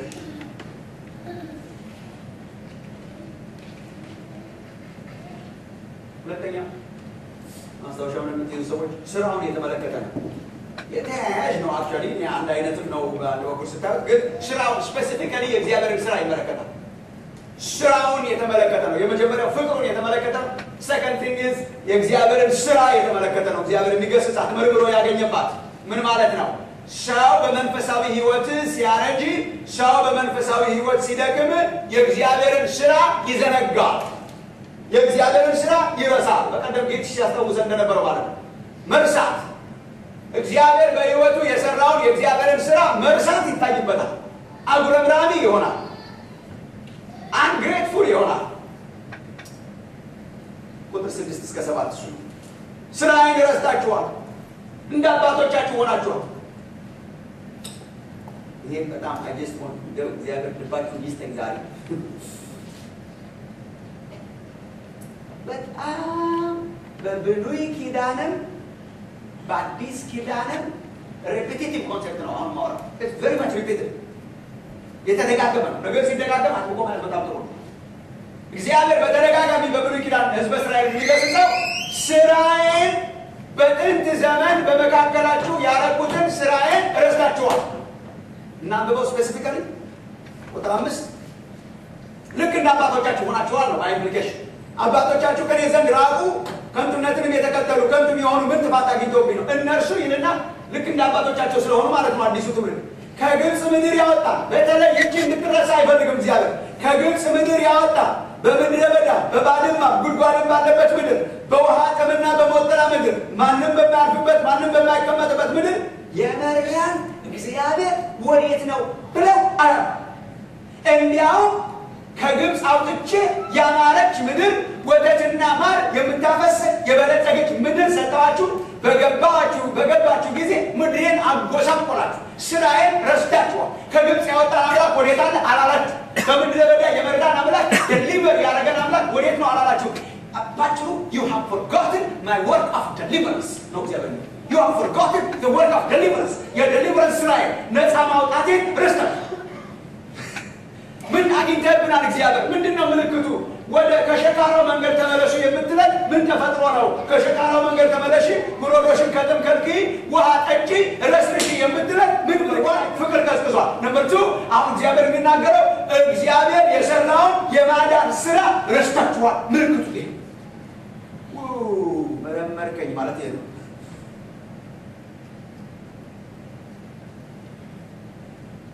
ስራዬን የማዳኔን ስራ you have ignored. You have ignored. ወገኖቼ አንድ ነገር ልንገራችሁ። እግዚአብሔር በጣም ብዙ ስራ የሚሰራ አምላክ። ኢንፋክት እግዚአብሔር ሰራተኛ አምላክ። ስንቶቻችሁ ታምናላችሁ? እግዚአብሔር ይሰራል። አሜን። እግዚአብሔር በጣም ሰራተኛ አምላክ መሆኑን ለማወቅ መጽሐፍ ቅዱስን እንዳጋችሁ መጨረስ ያለባችሁ። ገና ዘፍጥረት 1:1 ላይ እየሰራ ነው ታገኙ። ብዙ አማልክት ቁጭ ያሉ ናቸው። የብዙ አሕዛብ አማልክት ህዝባቸውም እንደዚያው ቁጭ ያለ ነው ይባላል። አይታችሁ እንደሆነ አንዳንድ ጣዖታት አማልክቶቻቸው አንዳንድ ጣዖታት አይታችሁ እንደሆነ ቁጭ ያሉ ናቸው። ሆዳቸው ራሱ ትልቅ ነው እና እነሱ ነው የሚያመልኳቸው። እንደዚህ ቁጭ ብሎ አታየውም እግዚአብሔር። በመጀመሪያ እግዚአብሔር ሰማይና ምድር እየሰራ ነው ብሎ ጀምሮ ነው ሁን እያለ ማለት 66 መጽሐፍ መጨረስ የለባቸው። እግዚአብሔር በስራ ላይ ነው። እግዚአብሔር በፍጥረት ስራ ላይ ተሰማርቶ ነው የምታበ ሰማዩንና ምድሩን ሰራ። ምን እያለ? ብርሃን ሁን እያለ ከዋክብትን እየዘረች ምንም እያለ ሰማዩን ምድሩን እየሰራ እንስሳትን ዘግ ያለውን አታክልቱን እየሰራ እየፈጠረ እግዚአብሔር ምን እያደረገ ነው? በስራ ላይ። ከዚያ በኋላ ስታዩ ደግሞ እግዚአብሔር በስራ የተሰማራ አምላክ is the God that works. Yahweh works. እግዚአብሔር ይሰራል። ስራው ብዙ ነው። እንዲያው ስራውን በቆጥረው ከቁጥር ሁሉ ምን አደረገ ነው የሚለው በዛ። ጌታ ኢየሱስ አንዴ በአዲስ ኪዳን ተጠይቆ ቅዳሜ ቀን ልክ እንደዚህ በቅዳሜ ቀን አንድ ሰው እየፈወሱ ሰንበታቸው ቅዳሜ ነበር። በጣም ያሳዝኑኛል። ራሱ ሰዎች ጥያቄ መጠየቃቸው በጣም ያስገርመኛል። 38 ዓመት ሰውየው ሽባ ነበር። ተራምዶ ያውቅም። ያን ቀን ተራመደ። አሁን አንድ ተራምዶ ማያውቅ ሰውዬ ቢራመድ ቀኑ ምን እንደነበር ብላችሁ ተፈራለ። እንዲሁ በጣም ሃይማኖት እኮ እግዚአብሔር ከማይሰራበት ሃይማኖት እግዚአብሔር ይጠብቃል። እና እነሱ የሰውየው መነሳት ሳይሆን ያስገርማቸው መቼ ተነሳ የሚለው ነው። መቼስ ቢሆን እግዚአብሔር ይስራ እንጂ መቼስ ቢሆን እና ብድግ አድርጎ ጌታ ኢየሱስ ደግሞ አውቆ ስልጣኑን ለማሳየት ምን አለ? ስትሄድ ባዶ እጅህን እንዳትሄድ። እሺ ተሸክመህ እየሰራ ይሄዳል። ሰንበት ስለነበረ አውቆ ኮንትሮቨርሲ እንዲፈጠር መሰለኝ ጌታ ኢየሱስ የተሸከመበትን አርጋ ጠቅለል አድርጎ ያዳረገ የሚዘረጉትን ጠቅለል አድርጎ ተሸክሞ መሄድ አይቻልም። በዛ አውቆ ኢየሱስ ያሸከመው ኮንትሮቨርሲ ለመፍጠር አብን የሃይማኖት ሰዎች እና ትዝ ይላችሁ እንደሆነ እንዴት አንተ በምን እንዴት ነው እንደዚህ ተሸክመ በሰንበት የምትሄደው ምናምን ሲሉት ያው እሱ ምንም አያውቅም። ተፈቅዷል ወይ ሲሉት እኔ ምንም ፈቅዶልኛል አንድ ሰው እያለ ተፈቅዷል ወይ ፈቅዶልኛል። ማን ነው እሱ? ያዳነኝ ሰውዬ አለ። በጣም ደስ ምንም እሱ ክርክ ለመከራከር አይፈልግም። ኢየሱስ ወንድ ይፋል ያዳነኝ ሰው ተሸክመኝ ሂድ ስላለኝ ነው የምሸከመው። ከፈለጋችሁ እሱን ፈልጋችሁ አገኙታል። በኋላ ፈልገው አገኙ። የት ነው ያለው አሉት። አመለከታቸው። ፈልገው አገኙ። ፈልገው ሲያገኙት እዚህ ያለው ጌታ ኢየሱስ ያለው አምላክነቱን እንዴት አድርጎ እንዳንጸባረቀ ምን አሉ? በሰንበት እንደዚህ ማድረግ ተፈቅዷል አሉ። ጌታ ኢየሱስ ኔቸር ፕሪንሲፕል ይላል። አባቴ እስከ ዛሬ ድረስ ይሰራል፣ እኔም ይሰራል። እግዚአብሔር በሰንበት አያርፍም። ሰንበት እንኳን አያርፍም። ሰንበትን ለእኛ ሲደነግግ ነው እንጂ እግዚአብሔር አምላክ ሲፈጥር ከነበረው ከፍጥረቱ ስራ ነው እንጂ የጨረሰውና ያቆመው ስራ እኮ አላቆመም። እግዚአብሔር እንኳን አንድ ሰንበት ሙሉ አንዲት ማይክሮ ሰከንድ ስራ ቢያቆም ዓለም ይቆማል። ዓለማትን ሁሉ በስልጣኑ ቃል እየደገፈ ነው የሚያኖራቸው። እየደገፈ ነው እንጂ የሚያኖረን ዝም ብሎ አለቀቀንም። እግዚአብሔር የተባረከ ይሁን። እግዚአብሔር ምን ያደርጋል? ይሰራል። አባቴ እስከ ዛሬ ድረስ ይሰራል፣ እኔም ደግሞ ምን አደርጋለሁ? እሰራለሁ። እግዚአብሔር አምላክ በህዝቡ ታሪክ ውስጥ ጣልቃ እየገባ የሚሰራ አምላክ ነው። እግዚአብሔር የተባረከ ይሁን እና በጣም ብዙ ስራ ይሰራል፣ ችግር የለም። ግን አንዳንድ ስራዎቹ በምንም አይነት እንዲረሱበት አይፈልግም እግዚአብሔር። መጽሐፍ በጣም ጥሩ። he just doesn't want them to forget። አንዳንድ ስራው ዘላቂ ለምሳሌ እግዚአብሔር ያበላል፣ እግዚአብሔር ያጠጣል፣ that's fine። እግዚአብሔር አየር ይሰጣል፣ እግዚአብሔር ልብስ ይሰጣል፣ that's fine። ይህንንም እያሰብን ስናመሰግነው ደስ ይለዋል። ጫማ ስለሰጠኝ አመሰግነዋለሁ ስትለው ደስ ይለዋል። ጫማ ሳይሰጥ ሲቀር ስጠኝ ስትለው ደስ ይለዋል። ግን ከጫማና ከልብስ በላይ እግዚአብሔር አምላክ በሰው ሕይወት ውስጥ እንዲረሳ የማይፈልገው ነገር የሪቫይቫል ምክንያት እንዲሆኑ የሚፈልገው ነገር እግዚአብሔር አምላክ የሚሰራቸው አንዳንድ የዴሊቨረንስ ስራዎች በተለይ በብሉይ ኪዳን የሄዳችሁ እንደሆነ በተለይ በብሉይ ኪዳን እግዚአብሔር ሕዝቡን በተዘረጋች ክንዱ ከግብፅ ምድር ያወጣበትን የዴሊቨረንስ ስራ በምንም አይነት እንዲረሱት አይፈልግም። እስራኤል ያረጋት ያስራ እስራኤልን እስራኤል ያረጋት አገር ያላቸው ሰዎች እንዲሆኑ ያረጋቸው የአገራቸው ምንጭ የህዝብነታቸው ምንጭ አሁን ያላቸው የማናቸውን በረከት ምንጭ ወተትና ማር የምታፈሰውን ምድር የሰጣቸው ዋናው ምንጩ እግዚአብሔር አንድ ቀን ባሪያዎች ነበርን ለ400 እና ከዚያ በላይ ለሆኑ ዓመታት ባሪያዎች ነበርን። እግዚአብሔር ጣልቃ ገብቶ ግብፅን ቀጥቅጦ ባህሩን ከፍሎ በምድረ በዳ መርቶ እግዚአብሔር አሻገረን የሚለው የዴሊቨረንስ ስራ so important for them, so critical። ለምሳሌ ከግብፅ ከመውጣታቸው በፊት የመጨረሻው ፈርዖን አለቅም ብሎ ሲላቸው በመቅሰፍት ሲለው መጨረሻ በሚለቅበት ቀን እግዚአብሔር ምን አለ? ይለቃቸዋል አሁን አለ እና የሞት መልአክ ልካለሁ ዛሬ አለ እግዚአብሔር። የሞት መልአክ ልክና በምድሪቱ እየዞረ የግብፅን በኩል ይመታል። ሲግኒፊካንሱ ምንድን ነው? እስራኤል የኔ በኩል ነው ብሎት ነበር ለፈርዖን። እዚህ ላይ እስራኤል ለኔ የበኩር ልጅ ስለሆነ ካለቀቅ የበኩር ልጅ እንመታለሁ ስላለ እግዚአብሔር የበኩር ልጁን የግብፅን በኩል በመቅሰፍት የሚመታ የሞት መልአክ ልካለሁ አለ። በምንድን ነው የምታሻገረኝ ያለ እንደሆነ በደም አሻግራችኋለሁ አለ እግዚአብሔር። እናንተ ግን አለ ጠቦት በግ እያንዳንዱ ቤተሰብ ይረድና ለእያንዳንዱ ቤተሰብ ጠቦት በግ ይሰዋና ከዚያስ የበጉ ደም በበራችሁ መቃን ላይ ይለቀለቃል። እግዚአብሔር ደሙን እንደ ምልክት በመቃኑ ላይ ስትቀቡ እሺ፣ ያን ጊዜ የሞት መልአክ ሲመጣ ደሙን ባየ ጊዜ ያልፋል። ምንም ሳያረግ ያልፋል። that's why በነገራችን ላይ ያንን እንደ ፋሲካ ያከብሩት ነበር። ፓስ ኦቨር የተባለው ለዚህ ነው። ፓሲንግ ኦቨር ምን ማለት ነው? ደሙን ሲያይ የሞት መልአክ ፓስስ ኦቨር ምንም ሳያረግ ሳይመታ በኩርን ሳይመታ ሞት በሞት ተሻረ ማለት ነው። የሞተው ጠቦት በመቃኑ ላይ ስለ ደሙ ስላለ የደሙን ምልክት ሲያይ መልአኩ ሳይገል ያልፋል ማለት ቱ ፓስ እግዚአብሔር በደም አሻገረ ህዝቡን። እግዚአብሔር በደም አተረፈ ህዝቡንና ከዚያ የግብፅን በኩል እየመታ የሞት መልአክ አለፋቸው። እግዚአብሔር ምን አድርጎ እንደደነገገው ታውቃለች? በየዓመቱ በፋሲካ ፓስ ኦቨርን እንዲያስቡ የታሪካቸው መጀመሪያ ነዋ፣ ዴሊቨረንስ ነዋ። ይሄን ደም እንዲያስቡ እስከ መጨረሻ ድረስ ይሄን ደም እያስቡ በየፋሲካው በየዓመቱ የፋሲካ በዓልን ሴሌብሬት ያደርጋሉ። የፋሲካ በዓልን ሴሌብሬት የሚያደርጉት ለምንድን ነው ያላችሁ እንደሆነ እስራኤል ያደረጋት ፋሲካ ስለሆነ በደም መሻገራቸው ስለሆነ ሁልጊዜ የአምልኳቸው ኮምፖነንት ነበረ። ሁልጊዜ የህይወታቸው ኮምፖነንት ሆኖ እንዲኖር እግዚአብሔር ስለፈለገ በየዓመቱ ያከብሩታል። እንዳይረሳ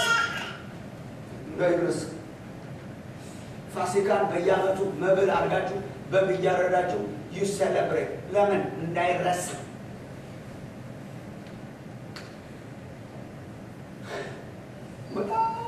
በብሉይ ኪዳን ቬሪ ማች ሪፒትድ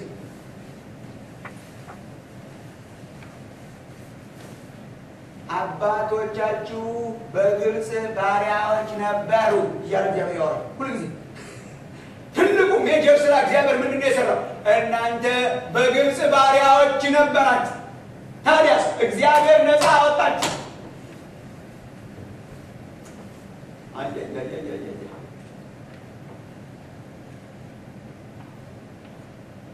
በምድረ በዳ የመራን እግዚአብሔር ወዴት አለ አላለ። በምድረ በዳ መና እያዘነበ እንዲረሳ አይፈልግም።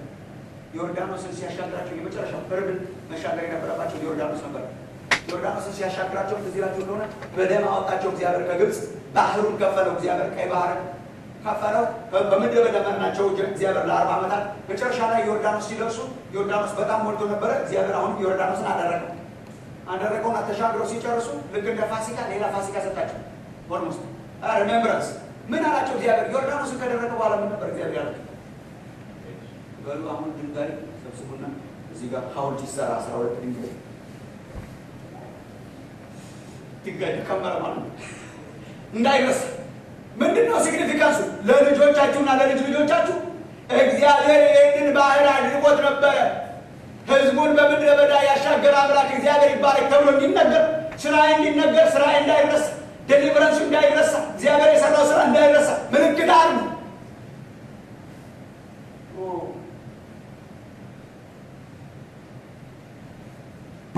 የእስራኤል በሪቫይቫል ጊዜ የእስራኤል ያምልኳቸው ምክንያት እንጀራና ውሃ ሳይሆን ዴሊቨረንስ። ከግብፅ አወጣን እግዚአብሔር በቃ ማለት ከስንት ትውልድ በኋላ ይነሳለታል። ከስንት ትውልድ በኋላ እግዚአብሔር ህዝቡን በምድረ በዳ ያሻገረ። እስቲ መዝሙር 136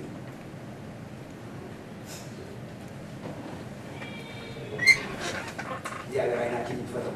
በጣም በዘመናችን ያለች ቤተክርስቲያን መንቃት አለባት። እናንተ ጋር ካልደረሰን በጣም መከላከል አለባችሁ እንዳይደርስ። የፍዘት መስቀሉን የረሳ አዚም ማለት ዝም ብሎ በስጋ መድከም አለ። ደግሞ ወገኖች መስቀሉ ሽው ሲልብን ነው አዚም ማለት ዴሊቨረንስ። መዝሙር 136 የምታውቁት ነው ወገኖች። እዚህ ላችኋል። ቸር ነውና ምሕረቱ ለዘላለም ነውና እግዚአብሔርን አመስግኑ። ከኔ ጋር ናችሁ ወይ አለና ታስታውቃላችሁ። ግን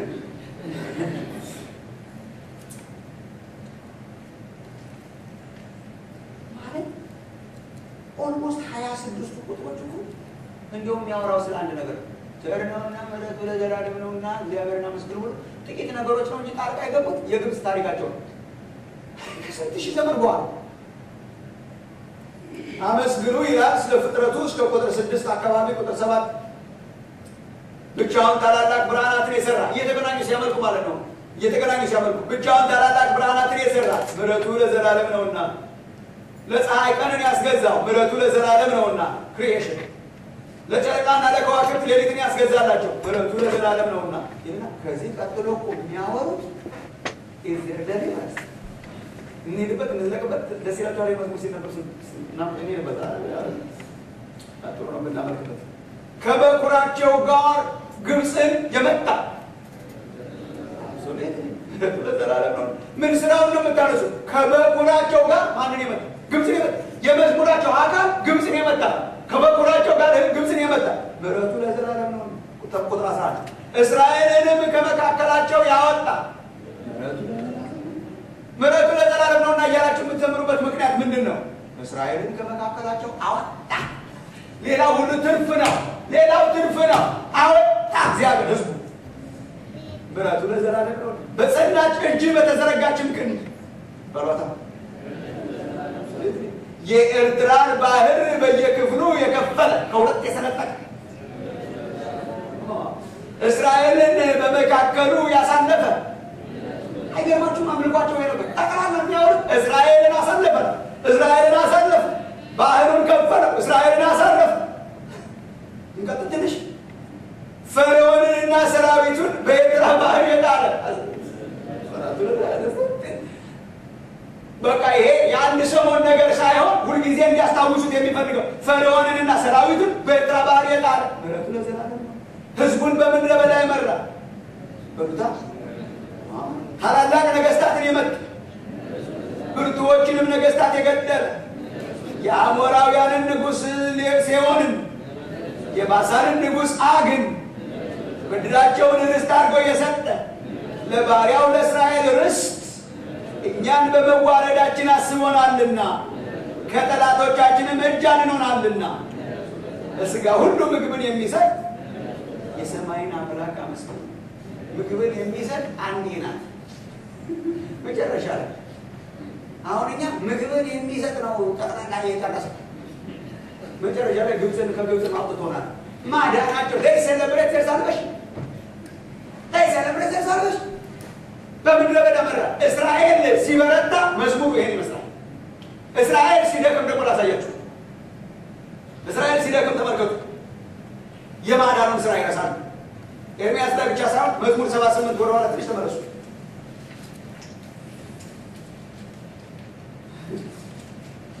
መዝሙር 78 የኤፍሬም ልጆች ብሎ ስለ እስራኤል የሚናገረውን ተመልከቱ። እስቲ ቁጥር 9 ላይ ሄዱ።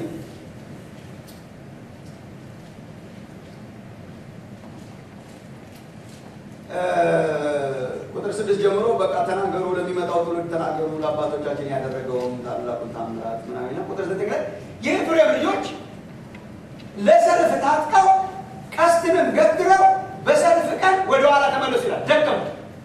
ሲያሳስብ ቀስት ይዘዋል፣ ምን አድርገዋል? ግን ተሸናፊ ናቸው።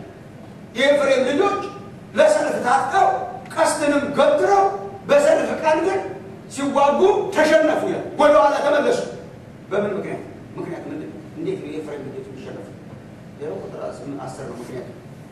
የእግዚአብሔርን ኪዳን አልጠበቁም፣ በሕጉም ለመመላለስ እምቢ አሉ፣ መልካም ስራውንና ያሳያቸውን ተአምራት በማታ ረሱ። መልካም ስራውንና ያሳያቸውን ተአምራት ረሱ። በግብፅ ሀገርና በጣኒዮስ በረሃ በአባቶቻቸው ፊት የሰራውን ተአምራት ያንን ረሱ። ባህር ከፍሎ አሳልፋቸው፣ ውኆችን እንደ ክምር አቆመ። ቀን በደመና መራቸው፣ ሌሊቱን ሁሉ በእሳት ብርሃን፣ አለቱን በምድረ በዳ ሰነጠቀ። ከጥልቅ እንደሚገኝ ያህል በብዙ አጠጣቸው። በስማ ውሃን ከጭንጫ አወጣ፣ ውሃንም እንደ ወንዞች አፈሰሰ። ነገር ግን ይበድሉት ዘንድ እንደገና ደከሙ። ልዑልንም በምድረ በዳ አስቆጡ። ለነፍሳቸው መብልን ይፈልጉ ዘንድ እግዚአብሔርን በልባቸው ፈተኑ። እግዚአብሔር እንዲህ ብሎ አሙት፣ እግዚአብሔር በምድረ በዳ ማዕድን ያሰናዳ ዘንድ ይችላልን? አለቱን መታ፣ ውኆችን ወጡ፣ ወንዞች ጎረፉ፣ እንጀራን መስጠት ይችላልን? እያሉ ደግሞ እንደገና አሙት ይላል። በመጨረሻ ላይ የሸሹበት ምክንያት ይሄንን የእግዚአብሔር ስራ ረሱ። ሰው ሲደክም በምን ይታወቃል? የእግዚአብሔር የማዳን ስራ በሕይወቱ ይረሳል። ቸካፕ ስፒሪቹዋል ቸካፕ ረሱ፣ ተሸነፉ። የተሸነፉት ስለረሱ፣ በረቱ ሲያስቡ የእግዚአብሔር የማዳን ስራ እንዳይረስ ፋሲካ እንዳይረስ፣ መስቀሉ እንዳይረስ፣ ደሙ እንዳይረሳ፣ ባህር መከፈሉ እንዳይረሳ፣ ግብፅን መምጣቱ እንዳይረሳ፣ በምድረ በዳ መምራቱ እንዳይረሳ። ሪቫይቫል ምን ያደርጋል? ሪቫይቫል ይህንን ዴሊቨረንስ ከፊት ለፊት ያቀርበዋል። ስለዚህ ህዝቡ አጉረምራሚ አይሆንም። ማጉረምረምና አጉረምራሚነት የመንፈሳዊ ድርቀት ምልክት ናቸው። መንፈሳዊ ሙላት ሲሆን በእግዚአብሔር የማዳን ስራ ነፍሳችሁ እንድትደሰት ያደርጋል። እግዚአብሔር ያጠግባታል፣ በስም ያጠግባታል፣ በማዳኑ ስራ ያጠግባታል። ቁስል እዚህ ጋር ደም እየፈሰሰ አታየው። ኦልሬዲ የፈሰሰልን ደም እያሰብክ እንድታመሰግን ያደርግሃል። የማዳኑ ስራ ያጥለቀልቅሃል። መዝሙር በመዝሙር ያደርግሃል። በሌሊት መዝሙርን ይሰጣል ማለት ይሄ ነው። ሌሊት ቢሆንም ያዘምርሃል። የእግዚአብሔር የማዳን ስራ በሕይወታችሁ ሲገለጥ ማለት ነው። አሜን። የአዲስ ኪዳን ሲግኒፊካንቱን ላሳያችሁ። አዲስ ኪዳን ኦልሞስት ዘሴ ነው። ግብፅ ምናምን የሚለው ማስወገድ ነው እንጂ ያለበት ሽከሩ ነገር ነው የሚለው እንደው በመስቀሉ ነገር በጣም ነፍስ ሪቫይቫል ሲመጣ ትሰክራለች። አዚም ሲሆንስ መስቀሉ ዞር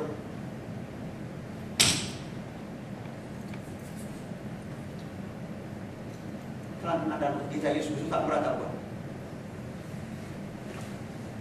ብዙ እሱ በሚያደርገው ነገር ብዙ አይደነቅም ነበር።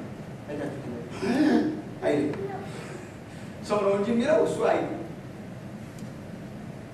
ይመስል ይጻ እንዳትረሱ አስቡ ምናምን ብዙ አይ አንድ ቀን ግን ወደ መጨረሻ እንዲሰቀል አካባቢ ፋሲካ ሰሞን ነበር። ፋሲካን አዘጋጁልኛል ጌታ ኢየሱስ። የፋሲካ እራት አዘጋጁልኝ፣ አብረን ፋሲካን እናከብራለን። ደቀ መዛሙርቱ ድግስ አዘጋጁ። ብዙ ቀን አብረው በልተው፣ ብዙ ቀን አብረው ጠጥተው፣ የዚያን ቀን ግን ጌታ ኢየሱስ ሲወስድ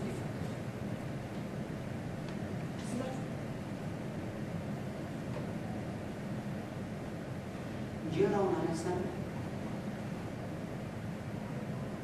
አንስቶ ቆረሰ።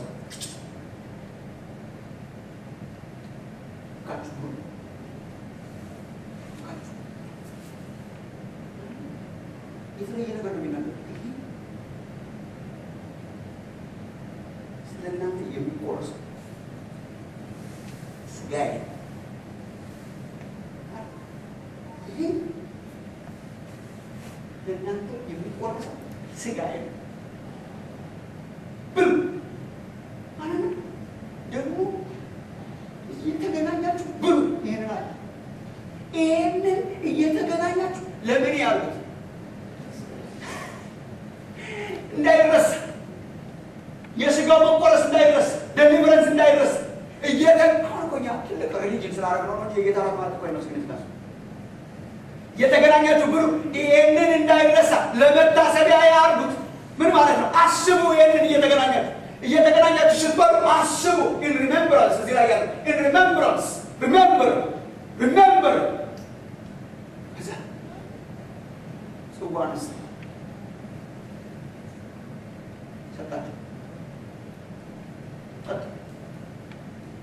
ይህ ስለ እናንተ የሚፈስ የአዲስ ኪዳን ምን ነው? ተናገሯል።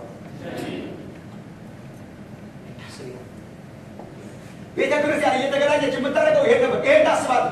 ዛሬም መስቀል፣ አዎ። ዛሬም ስጋ መቆረስ፣ አዎ። ዛሬም ደም መፍሰስ፣ አዎ። ሌላው ነገርስ? ሌላው ሁሉ የዚህ ውጤት ነው። የመዳናችን ውጤት እኮ ነው። የመስቀሉ ውጤት እኮ ነው። የደሙ ውጤት እኮ ነው። የስጋ መቆረስ እኮ ነው። ሌላው ነገር እኮ ብርቅ አይደለም። ብርቅስ መስቀሉ ነው። ብርቅስ ኢየሱስ መሞቱ ነው። የምናመሰግነው የደሙ መፍሰስ ነው። ሌላው ሁሉ ከሱ የመነጨ ምንጭ ነው እንጂ ዋናውን ምንጭ አንረሳው። የእግዚአብሔር የማዳን ስራ this is revival ማለት መስቀሉን ዋና ያደርጋል። የእግዚአብሔርን የማዳን ስራ ዋና ያደርጋል። መድከም ማለት የእግዚአብሔርን የማዳን ስራ ወደ ኋላ ያስቀረዋል። ረሱ፣ የማዳንን ስራ ረሱ። በግብፅ ያረኩትን ረሱ። ወንድሞች ናቶች ይሄ ነው። በግብፅ ያረኩትን ረሱ። የባህሉን መከፈል ረሱ። የደሙን መፍሰስ ረሱ። ይሄ የምን ምልክት ነው? የማርጀት ሰው ሲበረታ የእግዚአብሔር የማዳን ስራ በውስጡ እንደገና ሪፍሬሽድ ይሆናል።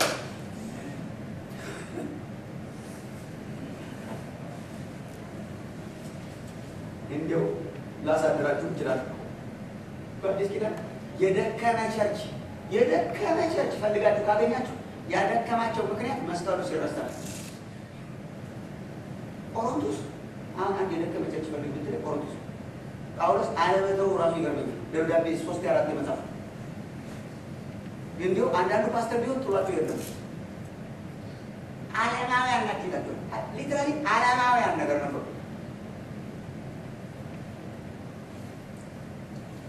በዓለም ላይ ያለ ኃጢአት ጥራት አለ። ቆሮንቶስ ክፍፍልና ጥላቻ ብለው በደንብ በሱፐርስታር የተደገፈ የጳውሎስ ነው፣ የአጵሎስ ነው፣ የጴጥሮስ ነው፣ የክርስቶስ ነው።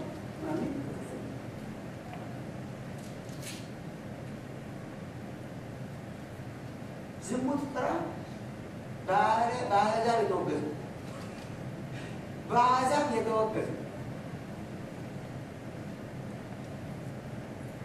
አንድ የቸርች አባል የአባቱን ሚስት እንጀራ እና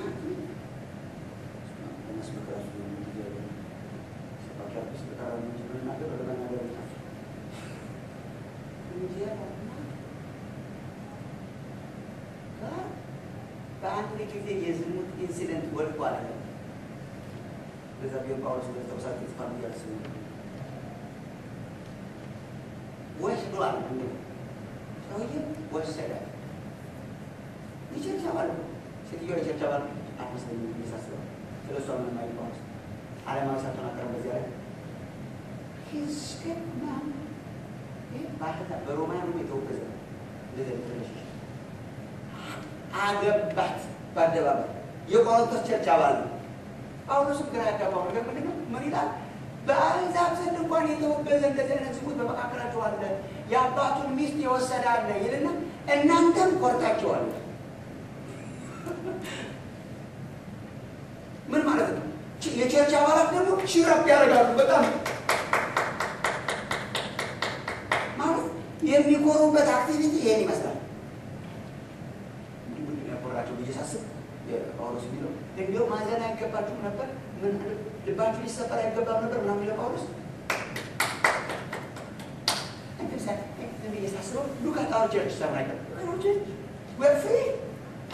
እንደዚህ አይነት ወንድም እንኳን ራሱ መጥቶ የሚያመልክባት ጌታ ይመስገን። በኃጢአት የሚቆሩ በኃጢአት የሚመሩ ሉቃስ ፍሪ በዓለም ጳውሎስ የሚያስቸግሩት ነፃ አይደለንም ወይ ጳውሎስ አረንት ዊ ፍሪ አረንት ዊ ፍሪ እንደፈለግን ለመኖር እንደው አደግማቸዋል። ለካስ የኃጢአት አይነት ሞልቷል ቆሮንቶስ። ሁለት ወንድሞች ሲጋጩ ያን ጊዜ ገበያ ቦታ ላይ ነበር። ፍርድ ቤቶቹ የተዘጉ አልነበረ። በገበያ ቦታ ቆመ ነው የሚከራከሩ። ቤማ ሜዳ ላይ ቆመ ነው። ከቸርች ሄደው አንድ ወንድም ከአንድ ወንድም ገንዘብ ይበደርና ሳይመልስ ሲቀር ይሄ ለጌታ ብዬ ይቅር ብያለሁ ምን አይነት ይጎትትና ወስዶ ገበያ ቦታ ከየት የመጣችሁት? ከቸርች። ምንድን ነው ያደረገው? እንዳደረጋችሁ የሚያስፈርድ አንጥቃስ የኃጢአት አይነት ሞልቶ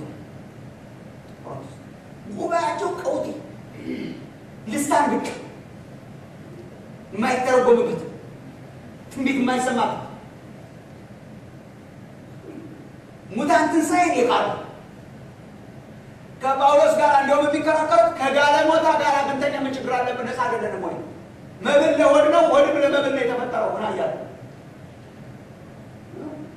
ስጋ የተፈጠረው አሁን መጥቷል። በነገራችን እንደዚህ ያለ ትምህርት ነው የነበረ ነው። ባንዘው ሰከንድ ሴንቸሪ ላይ ነበረ። ያው ኦርቶዶክሳውያን አሁን ከጋለሞታ ጋር እንተኛ የሚሉበት ምክንያት ምንድነው? አንዱ ኮንቪክሽናቸው ሰውነት ዝም ብሎ ለዚህ አይደለም እየተጠራው፣ ለሰውነታችን አይደለም የምናደርገው። ሰውነት ለመብል ነው፣ ሰውነት ለዝሙት ነው።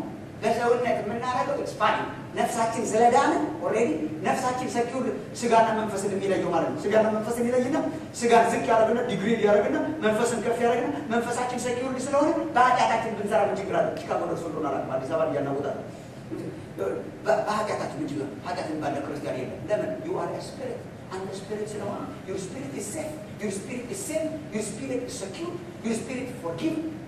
ዝሙት የምታደርገው በስጋ ስለሆነ ኢት ሹድ ቢ ፋይን። የድሮ ፋቄ ነው። አዳዲስ መናፍቃን ነው የሚከቡት። አዲስ ትምህርት የለም። በስጋችን ምን ችግር አለ? ብንበላ ብንጠጣ ብንዝናና ከጋለሞታ ጋር ብንተኛ አሜን። የኃጢአት አይነት ጥቃሱ ወንዱ ደክመው ዓለማዊ ድካም ምክንያት ጳውሎስ ለዚህ ነው ለእያንዳንዱ ነገር ሕግ አይደነግግም። መጀመሪያ ሲጀምር መርምሮ እነዚህ ሰዎች ለዚህ በሽታው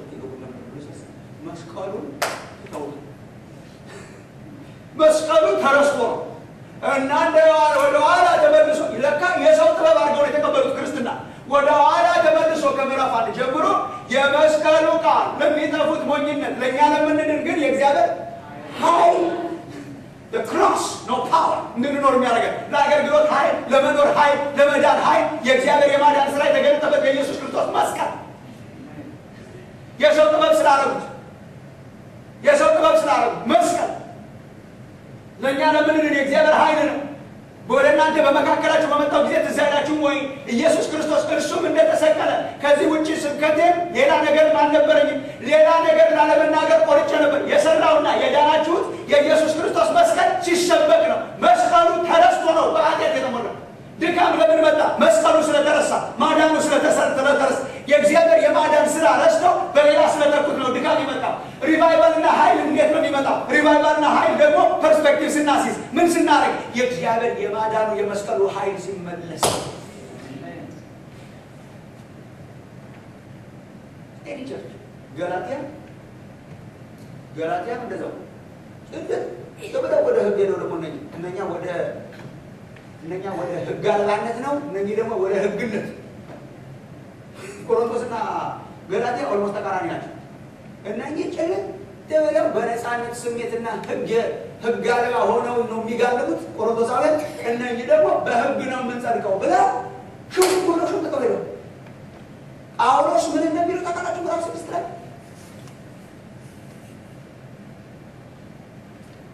ምዕራፍ 3 ቁጥር 1 ላይ መጀመሪያ ደረጃ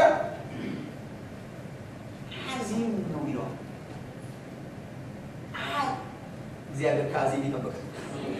አዚም ማለት ስለት እንደ ማን ነው ዞር ማለታቸውን ሲያዩ ይሄ አስማት ነው። አስማት ማለት ነው እንደ ዊች ክራፍት ማለት ነው። ማን ነው ያስጠነቆለባችሁ ነገር ነው። ጥንቆላ ነገር ነው። ሽው ብለው ሄደዋል። ሽው ብለው ደክመዋል። ሽው ብለው ወደ ህግ ሄደዋል እና እንጂ ምክንያቱም ምንድን ነው? ኢየሱስ ክርስቶስ እርሱ እንደተሰቀለ ሆኖ በፊታችሁ ተስሎ ነበር። አሁን ለምን ደከሙ? ዞር አረገባቸው መስቀሉ እና ምን እንደገና ምን ይዞኛል ይላል። ጭንቅ ይዞኛል ምን እስኪሆን ድረስ ኢየሱስ ክርስቶስ እንደገና ከፊት ለፊታችሁ እስኪሳል ድረስ በውስጣችሁ እንደገና ኢየሱስ እስኪሳል ድረስ የማዳኑ ስራ ሲረሳ እንደክማለን። የማዳኑ ስራ ሪስቶርድ ሲሆን እንደገና ሪቫይቭ እንሆናለን። በቃ ቴስት። ስለዚህ ገላትያ ምዕራፍ 6 ላይ ከኢየሱስ ክርስቶስ እኔ ለዓለም ከተሰቀልኩበት አለ ጌታዬም ለእኔ ከተሰቀለበት ከኢየሱስ ክርስቶስ መስቀል ውጪ ሌላ ትምክህት ከኔ ይራቅ።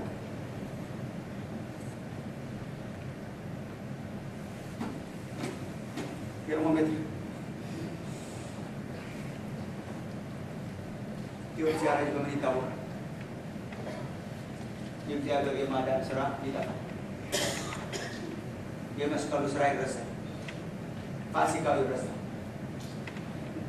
የሁሉ ነገር ምንጭ የሆነው መስቀሉ መሳለቂያ ይሆናል። ቸርች ስታረጅ በምን ትሞላለች? ከመስቀሉ ትርቃለች። በአዚም ትሞላለች። እግዚአብሔር ያንቃል።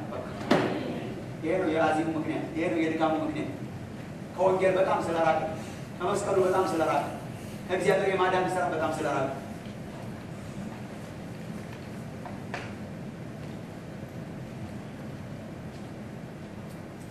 የእግዚአብሔርን ስራ ከመስራት ይወት እግዚአብሔር ያውቃል። ማጉረምረም የድካም ምልክት ነው። ምን ተደረገልኝ ለኔ ደግሞ አይባልም። በአዲስ ኪዳን እሱን ያደረገው አሁን ከመሬት ጋር የተጣበቀው ሌላ ወንጌል አምጥተን ነው።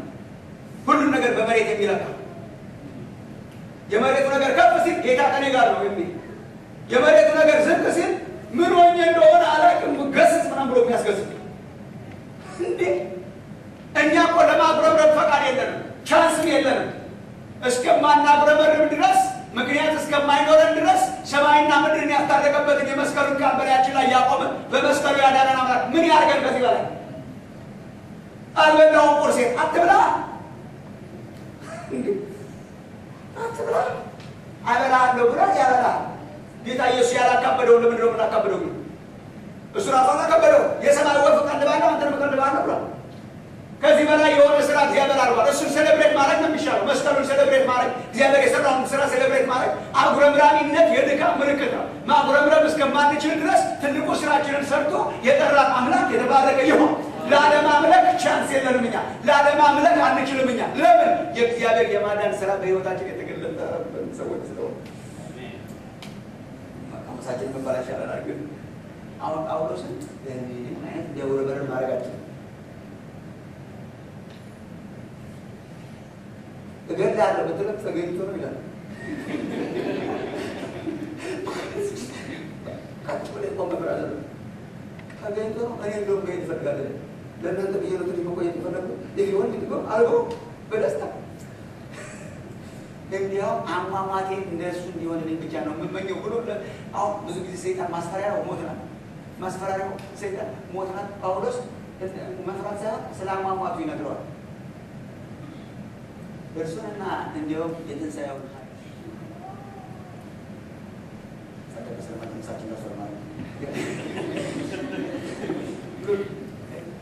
እርሱንና የትንሣኤውን እንዲያውም አሟሟቴ ራሱ እንደሱ እንዲሆንልኝ በጣም እመኛለሁ። እንዲሰቀል ማለት እንዲሰቀል ማለት ነው። አሟሟቴ በመሰቀል ቢሆን በጣም ደስ ይለኛል። እሱ እንደተሰቀለ የተመኘው ሳይሆን ለተቀር መሰለኝ በሮ አንገቱ ተቆርጦ ነገራና ችግር በጣምና ምድር ማን ይለየኛል ብሎ የሚፎክር ከክርስቶስ ኢየሱስ ፍቅር ማን ይለየኛል? ኦልሬዲ ምን የምታደርጓቸው ቶርቸር አርገው በብርድ እስር ቤት ውስጥ ከተው እስር ቤት ውስጥ አስረው የሚጽፈውን ደብዳቤ እኔ ማመን የሚችሉ አይመስለኝም ራሱ ዘበኞቹ። በሰንሰለት ሳይታሰር አይቀርም። ጳውሎስ በጣም ብዙ ጊዜ ለመሳል እንደሞከርኩት እኔ ስሰብክ በጣም ብዙ ጊዜ ስለዋለሁ ለራሴ ማስበዋለሁ። በሰንሰለቴ መካል ይላል። ሰንሰለት ሳይኖረው አይቀርም። የሚጠብቀው ወታደርን ተመድቦለት ነበር። በዚያን ጊዜ ትንሽ ይንቀሳቀስ ነበረ እና በዚያን ጊዜ ሮማውያን ኃይለኛ ታሳሪዎችን፣ ትንሽ ተንቀሳቃሽ እስረኞችን ምንድነው የሚያደርጓቸው የነበረው?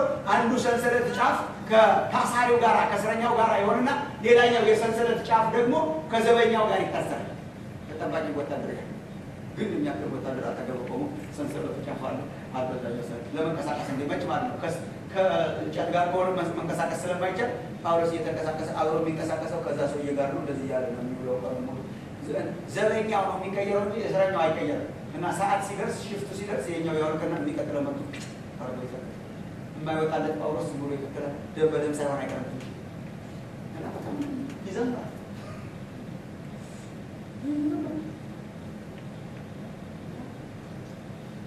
ደብዳቤ ለጓደኞች ይጽፋል። ልጻፍ እያለ ያስፈቅዳል። ልጻፍ ደብዳቤ ምናምን እያለ ለማን ነው የምጽፈው? ዛሬ ኤፌሶን ደግሞ ጓደኞች ኤፌሶን አካባቢ ላሉት ጓደኞች ይጽፋል። ያ ወረወረ ማለት ብለው ሲጠብቁ ወይም አሁን በሰማይ ያበሰፈ ለምን በዛ በታሰረ ምንድን ነው ያልፈሰፈሰን? ጎበዝ መስቀሉን ረስተን እኮ ነው የተልፈሰፈስ ነው። እንቅፋት ሲመጣ እኮ ነው አሁን በእግዚአብሔር ፊት የምናቆርፈው እንጂ በሰማይ ያበሰፈ በመንፈሳዊ በረከቱ የባረከ የጌታችን ኢየሱስ ክርስቶስ አምላክና አባት ስራውን ይቆጥራል። ዓለም ሳይፈጠር በፊት ክርስቲያን ነው የሌለው አስቀድሞ ወዶናል። እንዲያው በወደደ በልጁ የጸጋው ክብር ይመሰገን ዘንድ በልጁ በደሙ የተደረገ ቤዛነታችንን አገኘን። በመንፈሱ ማተማተም በወደደ ስለዚህ ነው ብርቱ ሆኖ ይኖራል። ብርቱ ክርስቲያን መሆን ከፈለግ ግን መድኃኒቱ ከመስቀሉ ያራቀ ህይወት፣ የእግዚአብሔር ስራ ያረሳ ህይወት።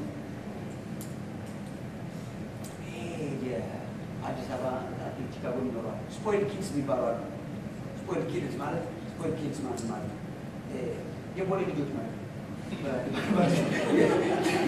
አቂቀታ ከቦሌ የመጣችሁት በጣም ታሳሰበው የቦሌ ልጆች ይባላሉ። አዲስ አበባ ጆጉ የቦሌ ልጆችና የጨርቆስ ልጆች ይባላሉ። ጆጉ ሁሉ በእነሱ ነው የሚሰራው። የቦሌ ልጆች አሉ ስፖይል ወርስ ትንሽ እና አሁን አንድ ጆግ ለምሳሌ የጨርቆስ ልጅና የቦሌ ልጅ ከጨርቆስ መጣች። በጣም አዝናለሁ። እኔ ያለ የሚፈጠሩ ጆግ ሆስፒታል ገብተው የመርፌ ሊወጋ ሲል ትንሽ ልጅ የቦሌው ልጅ በጣም ያለቅሳል። መርፌው ሲል ዋ ያለቅሳል እና ከዛኛው የመጣው ልጅ በዚህኛው ሲቀበል ጩቤ አይባል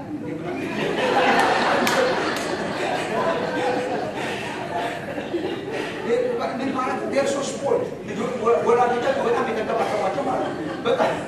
በጣም ስለተንከባከቧቸው በትንሹ በትንሹ የሚያኮርፉ ማለት ነው። ገና ትንሿን ችግር ሁሉ እንትን ነው ምናምን ብለው ምናምን የሚሉ የተሞላቀቁት ማለት ነው።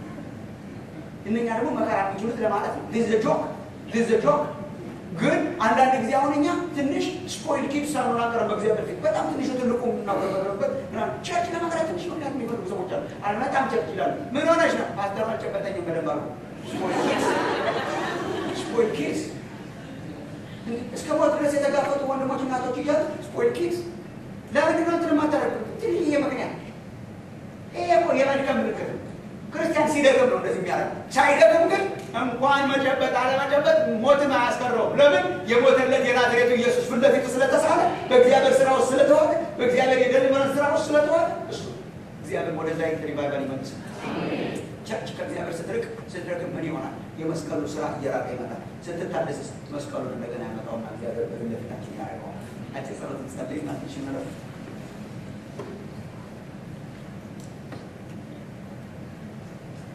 አንድ ቃል ማውጣት ትችላላችሁ። አመሰግናለሁ። ስለ መስቀሉ ብቻ በግብፃውያን ዘንድ ያደረኩትን ተአምራት ረስተዋል። በግብፅ ያደረኩትን ተአምራት ረስተዋል። ታምራቱን የረሳ ሰው ነው የሚደክመው። መድከም ማለት ታምራቱን መርሳት። ስራህን አልረሳም ነው። ስራህን አልረሳም፣ መስቀሉን አልረሳም፣ የባህሩን መከፈል አልረሳም፣ የስጋን መቆረስ አልረሳም። እንዲህ አንዳንዶቻችሁ እኮ በህይወታችሁ ብዙ ነገር አድርጓል እግዚአብሔር። ወንድሞች እናቶች፣ የደከማችሁት እኮ ስለረሳችሁ ነው። አሁን ዛሬ በትንሽዬ ነገር የምታኮርፉትና የምትነናቁት እኮ እግዚአብሔር ያደረገውን ነገር ረሳችሁ ነው እንጂ ስንቶቻችሁን ከሞት አድኗል እኮ እግዚአብሔር። መስቀሉ ብቻ እኮ አይደለም፣ ስንቶቻችሁን ከሞት አድጓቸዋል። ስንቶቻችሁን ካደገኛ ነገር አውጥቷችኋል? የእግዚአብሔር ስራ አይረሳ፣ አይናችን ይከፈት። ሪቫይቫል ማለት በእግዚአብሔር ስራ መርካት ማለት ነው። እግዚአብሔር ባረገው ስራ መርካት፣ በመስቀሉ መርካት፣ በሞቱ በትንሣኤው መርካት እሱ ነው። ጌታ እግዚአብሔር ሆይ ከአዚም አውጣ፣ ከድካም አውጣ፣ ከማጉረምረም ህይወት አውጣ። ጌታ እግዚአብሔር ሆይ ስራህን ከረሳ ህይወት አውጣ። ወደ ስራህ መልሰን፣ ወደ መስቀሉ መልሰን፣ ወደ ማዳን ስራ መልሰን፣ ወደ ደሊቨረንስ መልሰን። ጌታ እግዚአብሔር ምድርን የምናጎሳቁል ሰዎች እንዳንሆን ጌታ እግዚአብሔር ወደ ሰራው ስራ መልስ። ቸር ነውና ምሕረቱ ለዘላለም ነውና ለዘላለም ይሄ ይሁንልን። ጌታ እግዚአብሔር ሆይ በማዳን ስራ ሴሌብሬት የሚያደርግ ጠንካራ ህብረተሰብ አድርገን እባክህ እግዚአብሔር ሆይ መስቀሉን የያዘ እስከ ሞት ድረስ የታመነ እስከ ሞት ድረስ የታመነ ከሞት በኋላ ባለው የትንሣኤ ህይወት የታመነ ጠንካራ ህዝብ እባክህ አድርገን ጌታ እግዚአብሔር ሆይ በትንሽ በትልቁ የሚያኮርፍና የሚያጉረመርም ሳይሆን በትልቁ ስራ የረካ ብርቱ ጠንካራ ሰራዊት እንድታደርገን እጸልያለሁ። ወደ መስቀልህ እንድንመለስ፣ ወደ ስራህ እንድንመለስ አይኖቻችንን ክፈትልን። እናመሰግንሃለን። ቀጥሎ ያለውን ጊዜያችንን ባርክልን፣ የረፍት ጊዜያችንን ባርክልን። ቀጥለን ስንመለስ ያለውን ጊዜ ላንተ እናስረክባለን። አይጀስ ፕሬ ጌታ እግዚአብሔር ሆይ ሌክቸር እንዳይሆን ግን መነካት እንዲሆን ጌታ እግዚአብሔር ሆይ ለምናለሁ። ጌታ እግዚአብሔር በዚህ ከሰዓት በኋላ ነፋስ እንዲመጣ እንዲያነሳ አቤቱ ጌታ እግዚአብሔር እዚህ የተሰባሰብነውን እንዲያገለግለን ራሱ እንዲያጠነክረን ጸልያለሁ። ጸጋን ስለሰጠህን እናመሰግናለን።